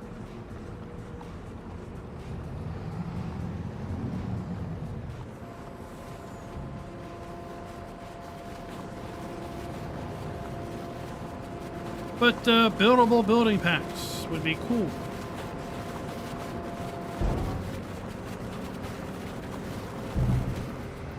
Right? It could be its own DLC that requires other DLC. See, that's where the complexity can really rise up, right? This building pack DLC is available to be purchased for $8.99, but you have to also own the premium or the platinum expansion DLC for $19.99.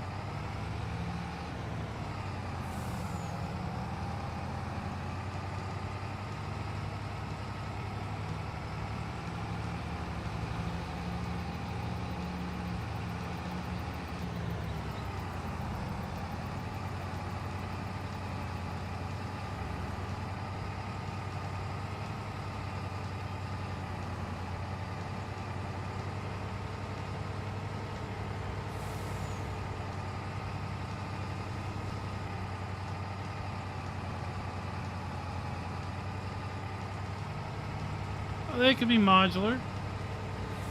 I'm just talking about you want a machine shed, you just put down a concrete slab, deliver a bunch of wooden beams and metal rolls, and over the period of some amount of months, your machine shed gets built. And then once it's built, you have full usability of it. Or you want a new chicken coop? Well, just deliver some wood, deliver some steel, maybe some shingles,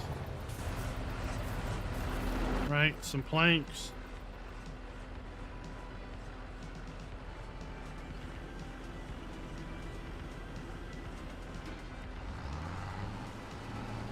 And over a period of a couple months, it gets built out.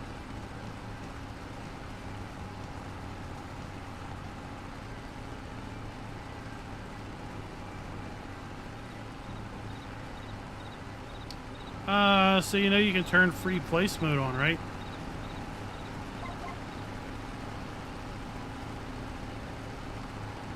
I put a building in a building over on Elm Creek. I've got a save that has the trailer, the farmhouse trailer inside a barn with free place mode.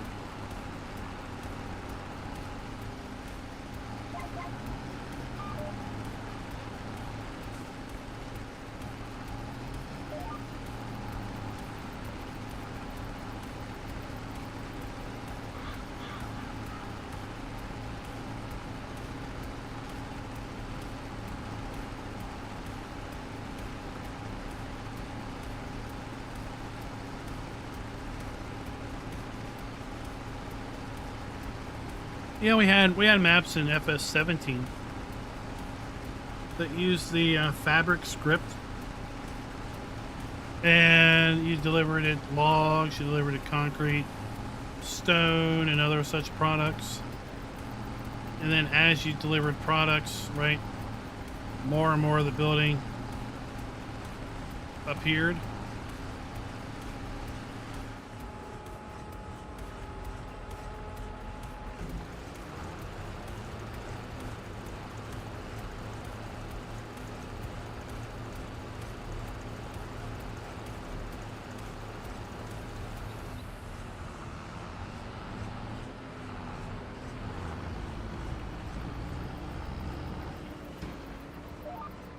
I mean, they improved build mode so much between 19 and 22.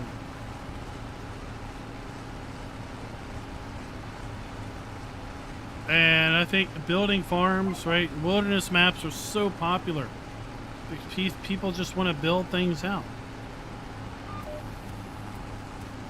It always gets me. It's almost 100% when some ultra popular map comes out, and I go on a little bit of a rant in the map video about how you can't sell buildings and you can't customize the farm, about how the map is intended to be a realistic portrait of a real life location, and therefore there should be no one ever changing anything because it's perfect how it's been created. Alright, that's all fine and dandy for you. But heaven forbid somebody maybe is not as good a driver as you, and they want to get rid of a building because it opens up the farmyard a little bit more. Sorry, our gameplay is not governed by the Health and Safety Commission or the History Society. Right?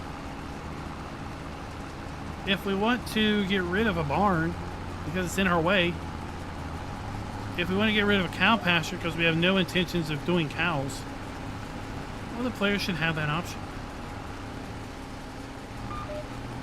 And then inevitably they'll be like, no one ever does this. And then like immediately following, there's like 5 comments below that about how that's exactly how they want to play.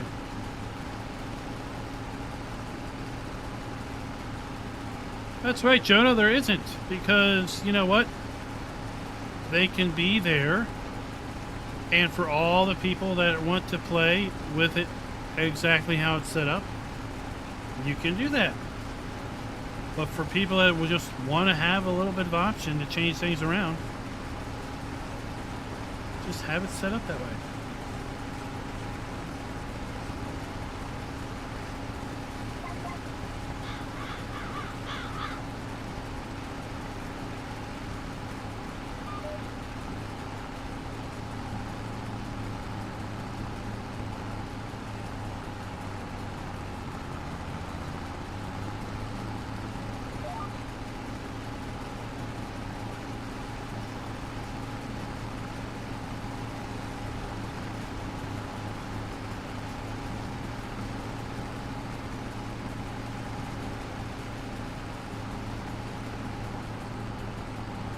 It's a much easier bite to do than keep going the wider, ever wider and wider run there.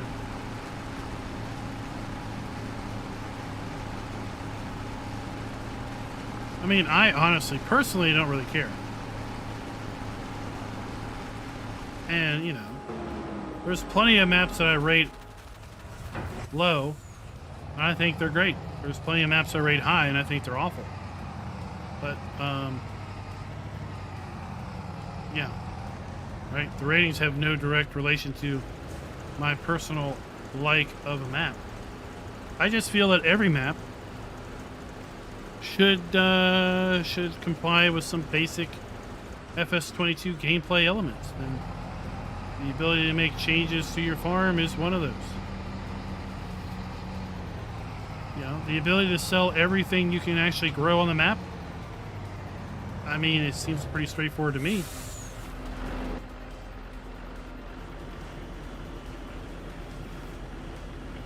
That if I can grow cotton, I should be able to sell cotton somewhere without having to go and invest in putting a building down that allows me to sell a crop that I can grow.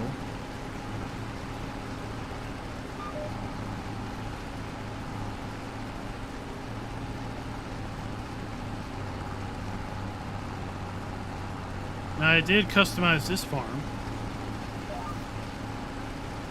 but there's plenty of times where I'll just play on a map and not touch the farm at all. Just leave it how it is.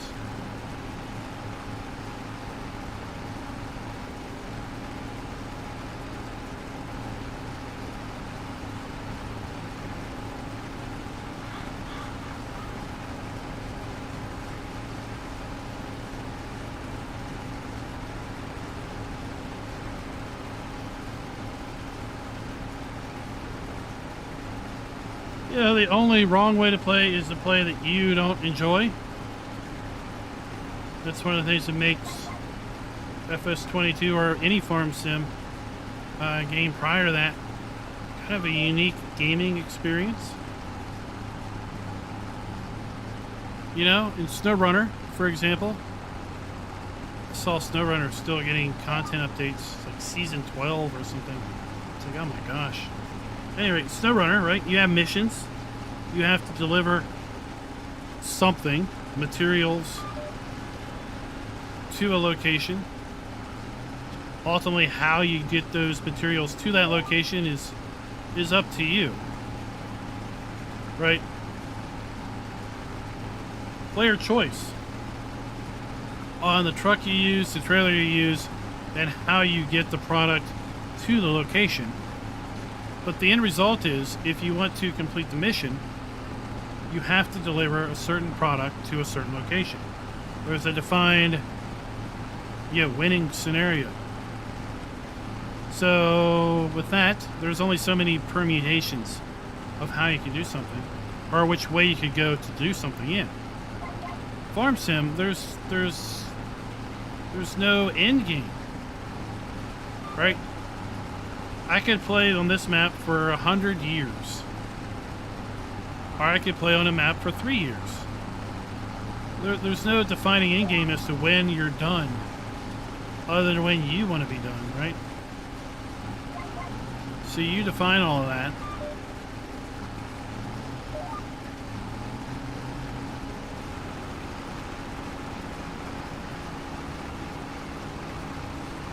And that's what I think makes Farm Sim a unique sandbox over and above some other titles.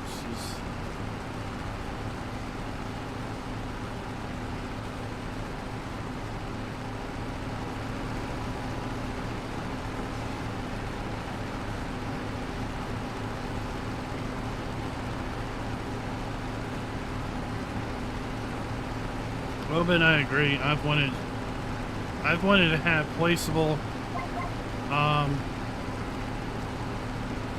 animal nav meshes like for a long time, right?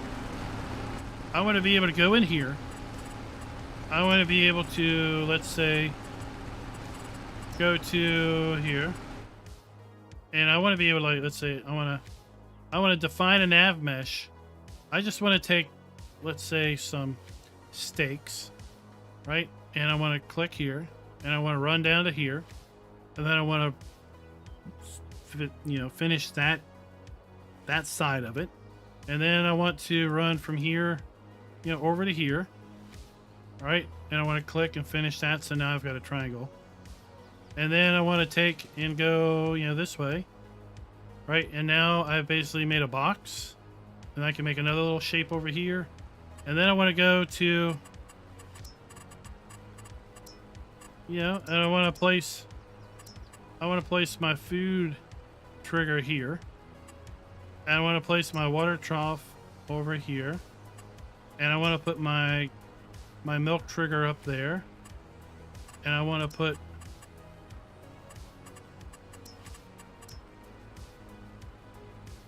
my manure heap over here. And I want to put my slurry trigger over there, right?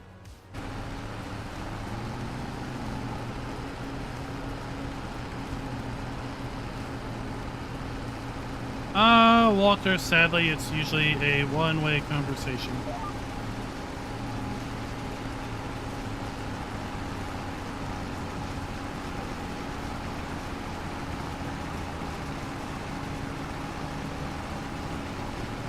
So, like, City Skylines 2, okay?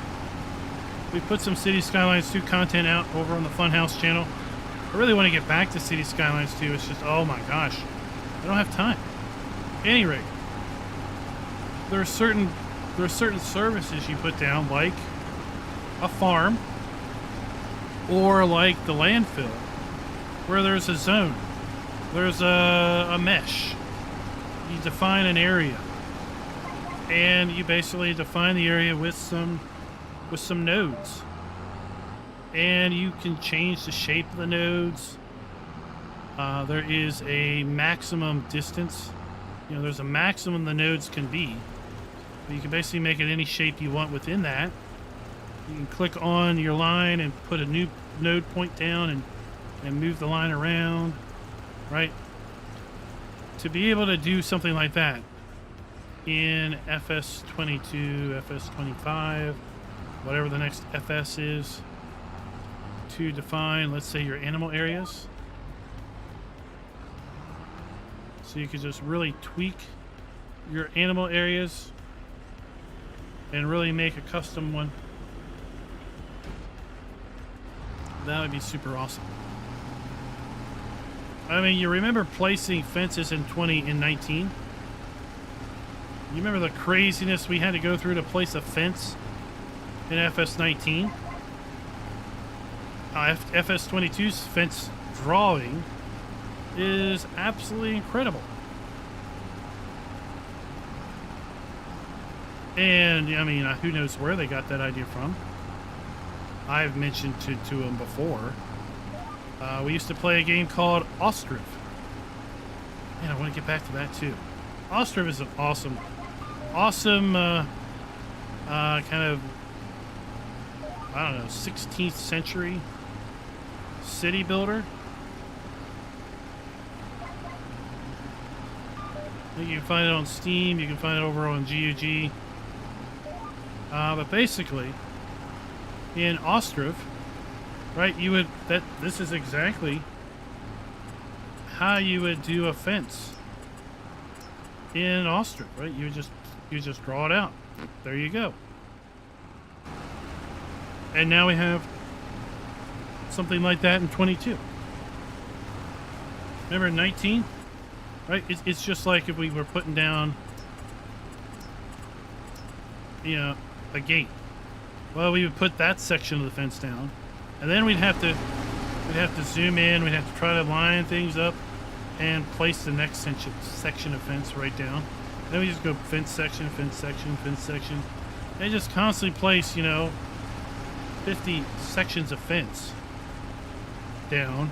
Hope they're somewhat lined up so they don't look too stupid.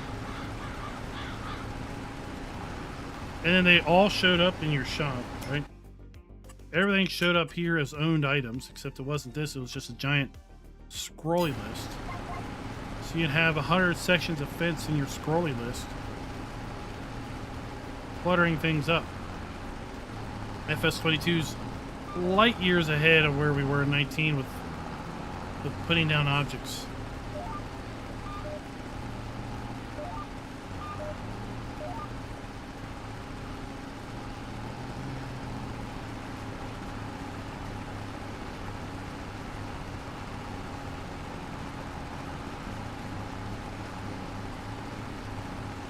Cameron, what's up?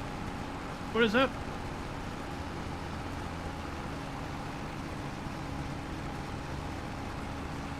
I mean, right now, right? You put down... Right now, you know, you put down your cow barn, plop it down, right? And you get no manure. But if you put one of these magical things down, right? Boom, you put one of those things down, and now you start getting manure. So it's there. You put one of those slurry tanks down, you suddenly expand your storage capacity of your animal pen because it just makes use of that storage capacity. It's there. You expand it to food. You expand it to water if you want. You expand it to milk.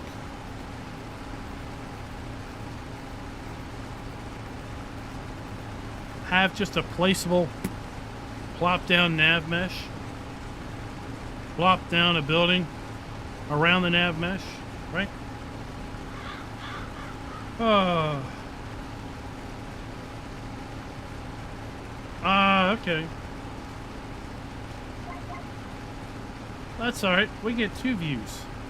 We get 2 views for 1. It's a twofer.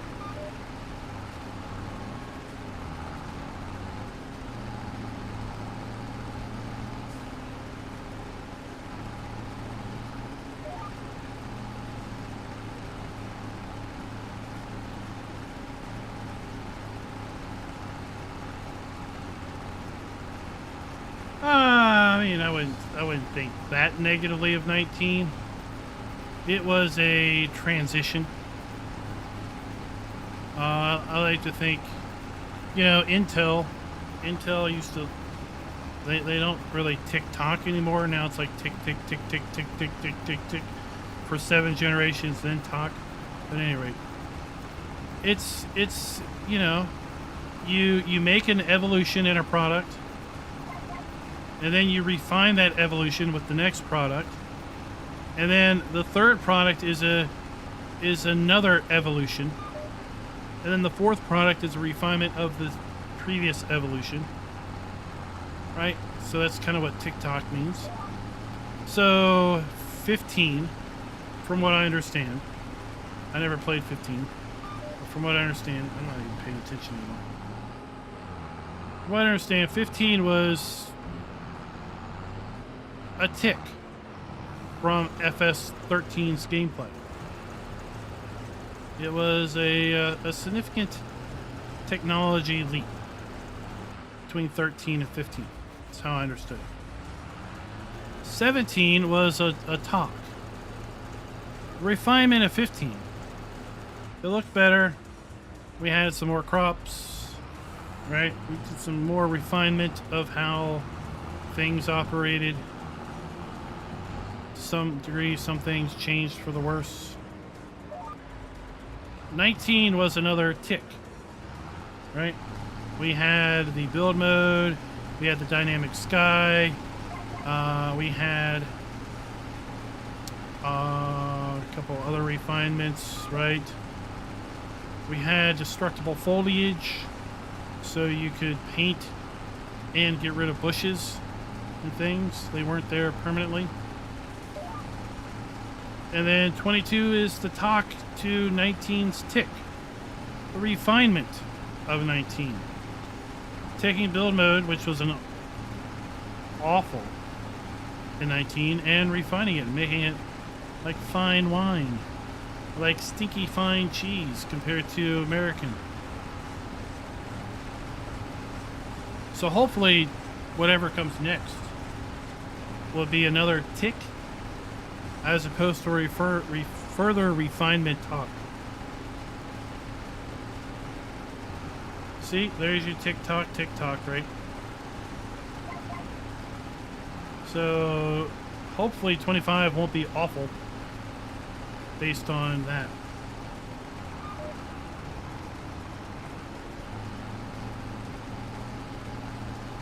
But we have a wild card. That is, Giants is now their own They lead their own destiny. Giants does their own destiny now. 13, 17, 19, they were all Focus Home Interactive products. I guarantee you Focus Home Interactive was like, you will release a game every 2 years. And then at some point, Giants was financially stable and large enough to say, F you, we'll do it when we want, and kick them to the curb. And then we had 3-year gap between 19 and 22, right? We might have another 3-year gap between 22 and 25.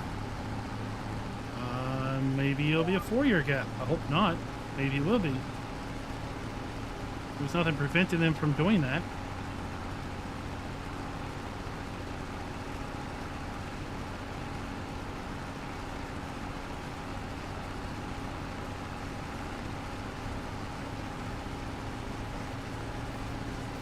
So yeah, it's like, imagine, it would be hard to imagine what 22 would be like if they didn't have the 3 years. Right? Would seasonal cycles not been a thing?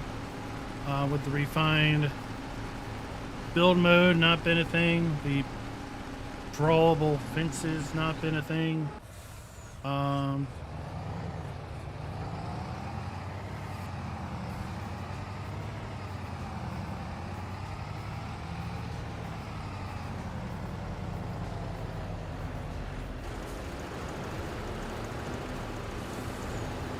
The other new things that came in 22, how many of those would not have been a thing? Because, you know, something would have been not a thing. Right? Everything costs money and time. And therefore, if you have more time, then you can do more things.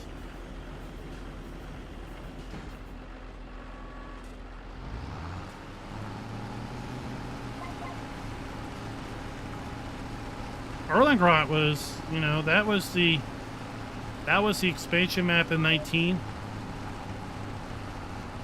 Erlengrot was 19's Zielonka. Erlengrot was 19's Silver Run Forest. Right, we've been privileged in 22 to have 2 expansion maps.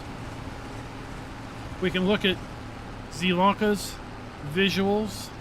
We can look at Silver Run Forest's visuals as early indicators as to what we could get and hopefully will get in whatever comes next as far as base maps in whatever's next, and what features will hopefully be freely available to map authors to implement in their own maps after the next game's release.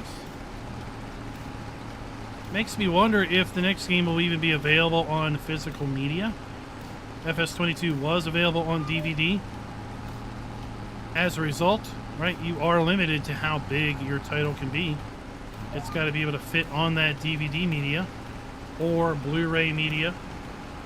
Although Blu-ray media is a little bit more suspect. Not everyone has a Blu-ray drive, right? Very few people have optical drives to begin with. The next release of Farm Sim may be 100% digital. And at that point, Giants really doesn't have a file limit. We could get 5, 6 base maps. We had 3 in 22. Imagine if we got Zielonka, Silver Run Forest, and 2 more maps, brand new to the game. We could get 4 maps day 1. Right? There would be, you know, a lot of times we don't get day 1 mods, but soon after the game's release, you know, the first mods that come out are all Giants mods. They're things that didn't get added to the install media. Probably because of file size, maybe because of contract. Right? Maybe there was language in a contract that said a certain piece of machinery was only going to be available in the base game for certain releases, but left it open to allow it to be offered as a add-on mod in future releases. But I mean, you got games, Call of Duty, 100 and some gig downloads, right?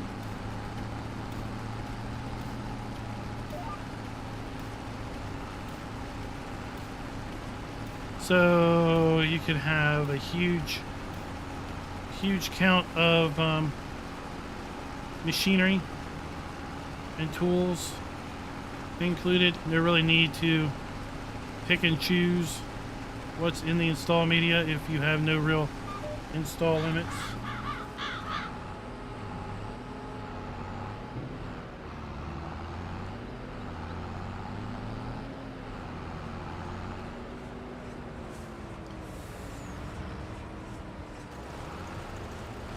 Well, I mean, with the physical media, Giants added a download code. So even those that bought the digital media also got the ability to download it,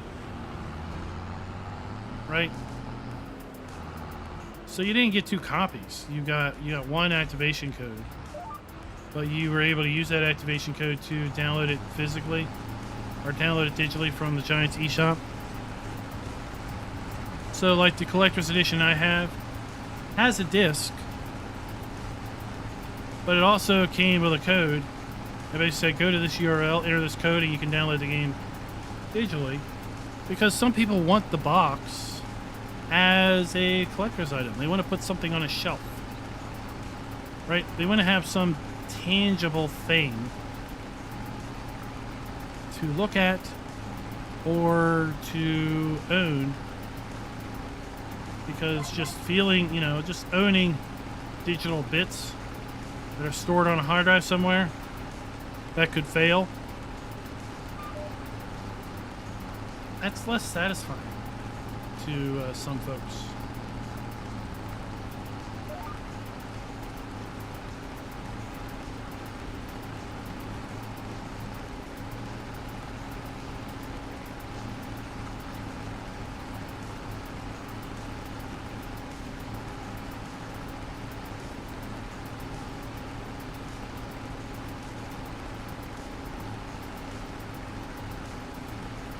I don't know, when's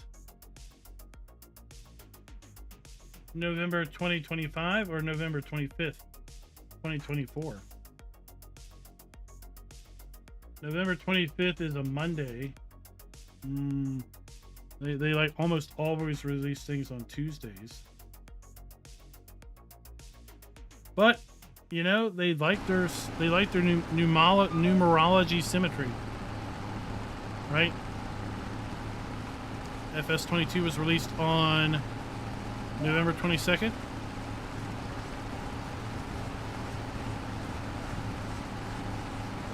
It may have even been announced on the 22nd of a month, for all I know.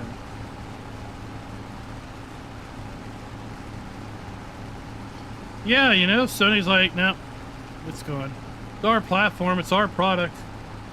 You paid a fortune just for the right of using our product. We'll allow you to store what we want you to store for as long as we want it on our product.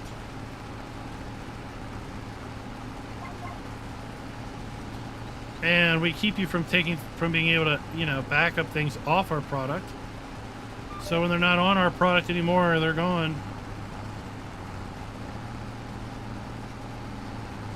Right? Customers can say, I'll just choose to not give you my money next time.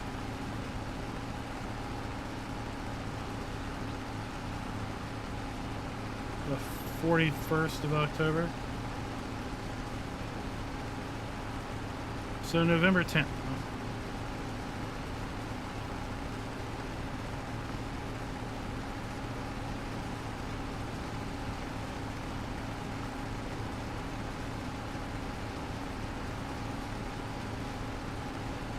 Oh mean, I think with the preview image of this map, right, when you're sitting at the map selection screen, I mean, the sky on this map looks nice. But I think Giants played a little funny. They played a little funny with that preview image. I don't think that was an in-game photo. Or I think some of it was an in-game photo with maybe a little doctoring of the sky.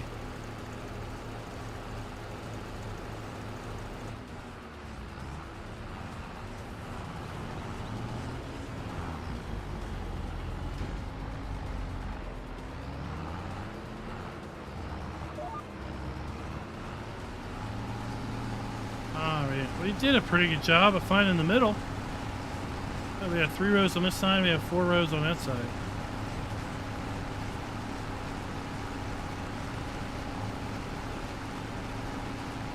I mean, consoles have their place.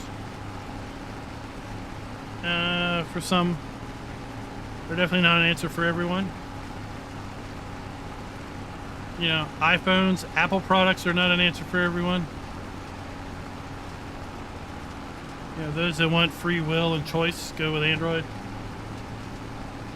Those that are willing to use the product the way they're told to, we'll use Apple products. We'll use consoles because they're locked down. They're locked devices.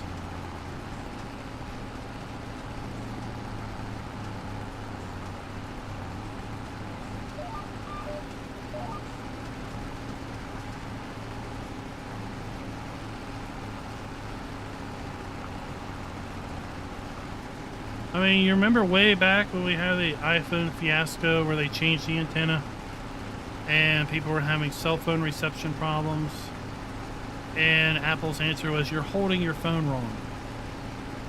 Excuse me? I'm holding my phone wrong? Well, yes. Clearly, you're a heathen and you're grasping it wrong. You need to hold it this way with your little pinky out. Then you won't have those issues.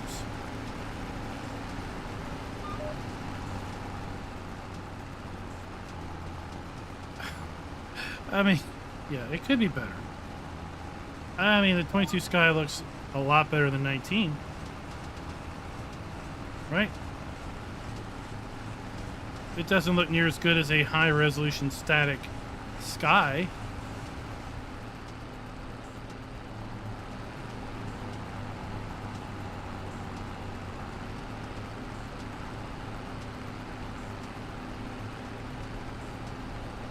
I mean, it's great for someone who's not technically inclined, who wants to come home from working all day and just wants to sit at the couch, lay in bed,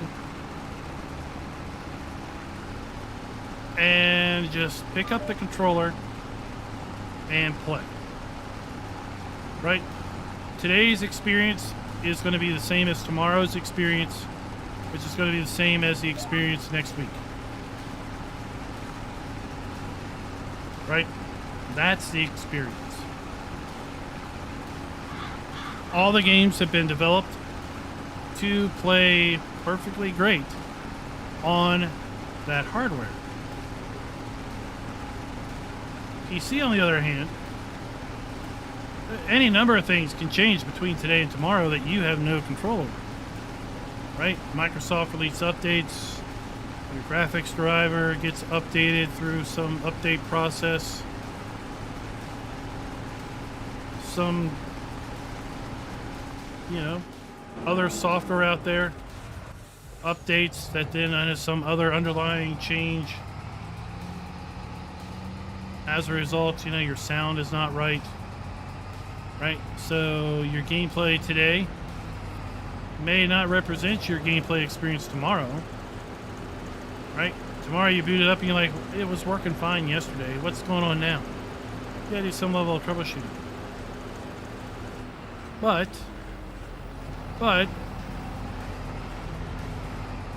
there's a lot more options out there.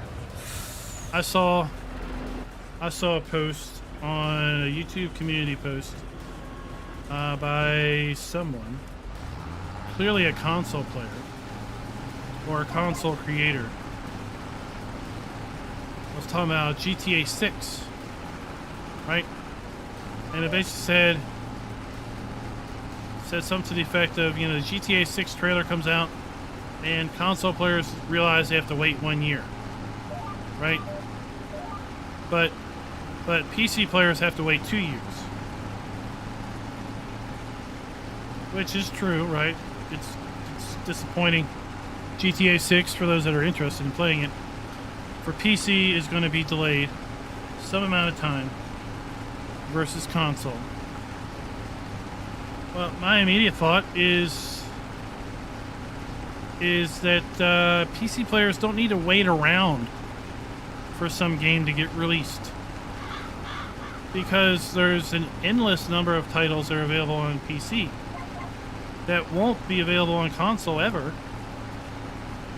So in those 2 years, the PC player can just, you know, busy themselves with things that console players just won't ever get access to. It's fine. Probably take me 2 years to get through some backlog. And then by the time that comes out, there'll probably be other titles that come out. Right? There's always things coming out for PC.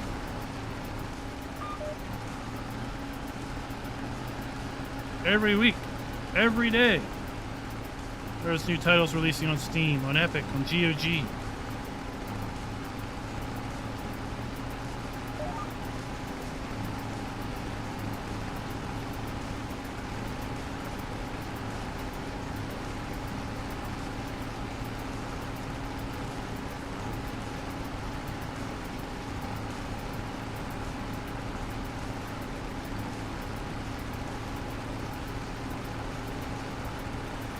Alright folks, we're running beyond our 2-hour goal. I got 2/3 of this field done. We're gonna hang up for the night. I need to refresh my cup. Getting a bit parched here after talking for a couple hours. The room's getting warm. I need to open up the window and get some cool air in here. Well, thank you all for coming out and watching, chatting it up, hanging out with me. Because you know what? Farming's my chill. What's yours? Right? I hope Farm Sim is your chill also. How you get away from the world. How you de-stress. Zone out.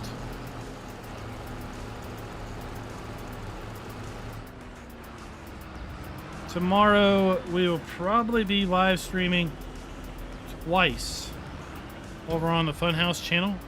FK's Funhouse. Explanation FK's Funhouse should put a link up. I'm going to shoot for an early afternoon live stream. Baldur's Gate 3, continuing our honor mode playthrough. Honor mode is where you have one save, and if your party dies, you're done. Start over. And then we'll come back tomorrow night for our Sunday night convoy night in American Truck Sim.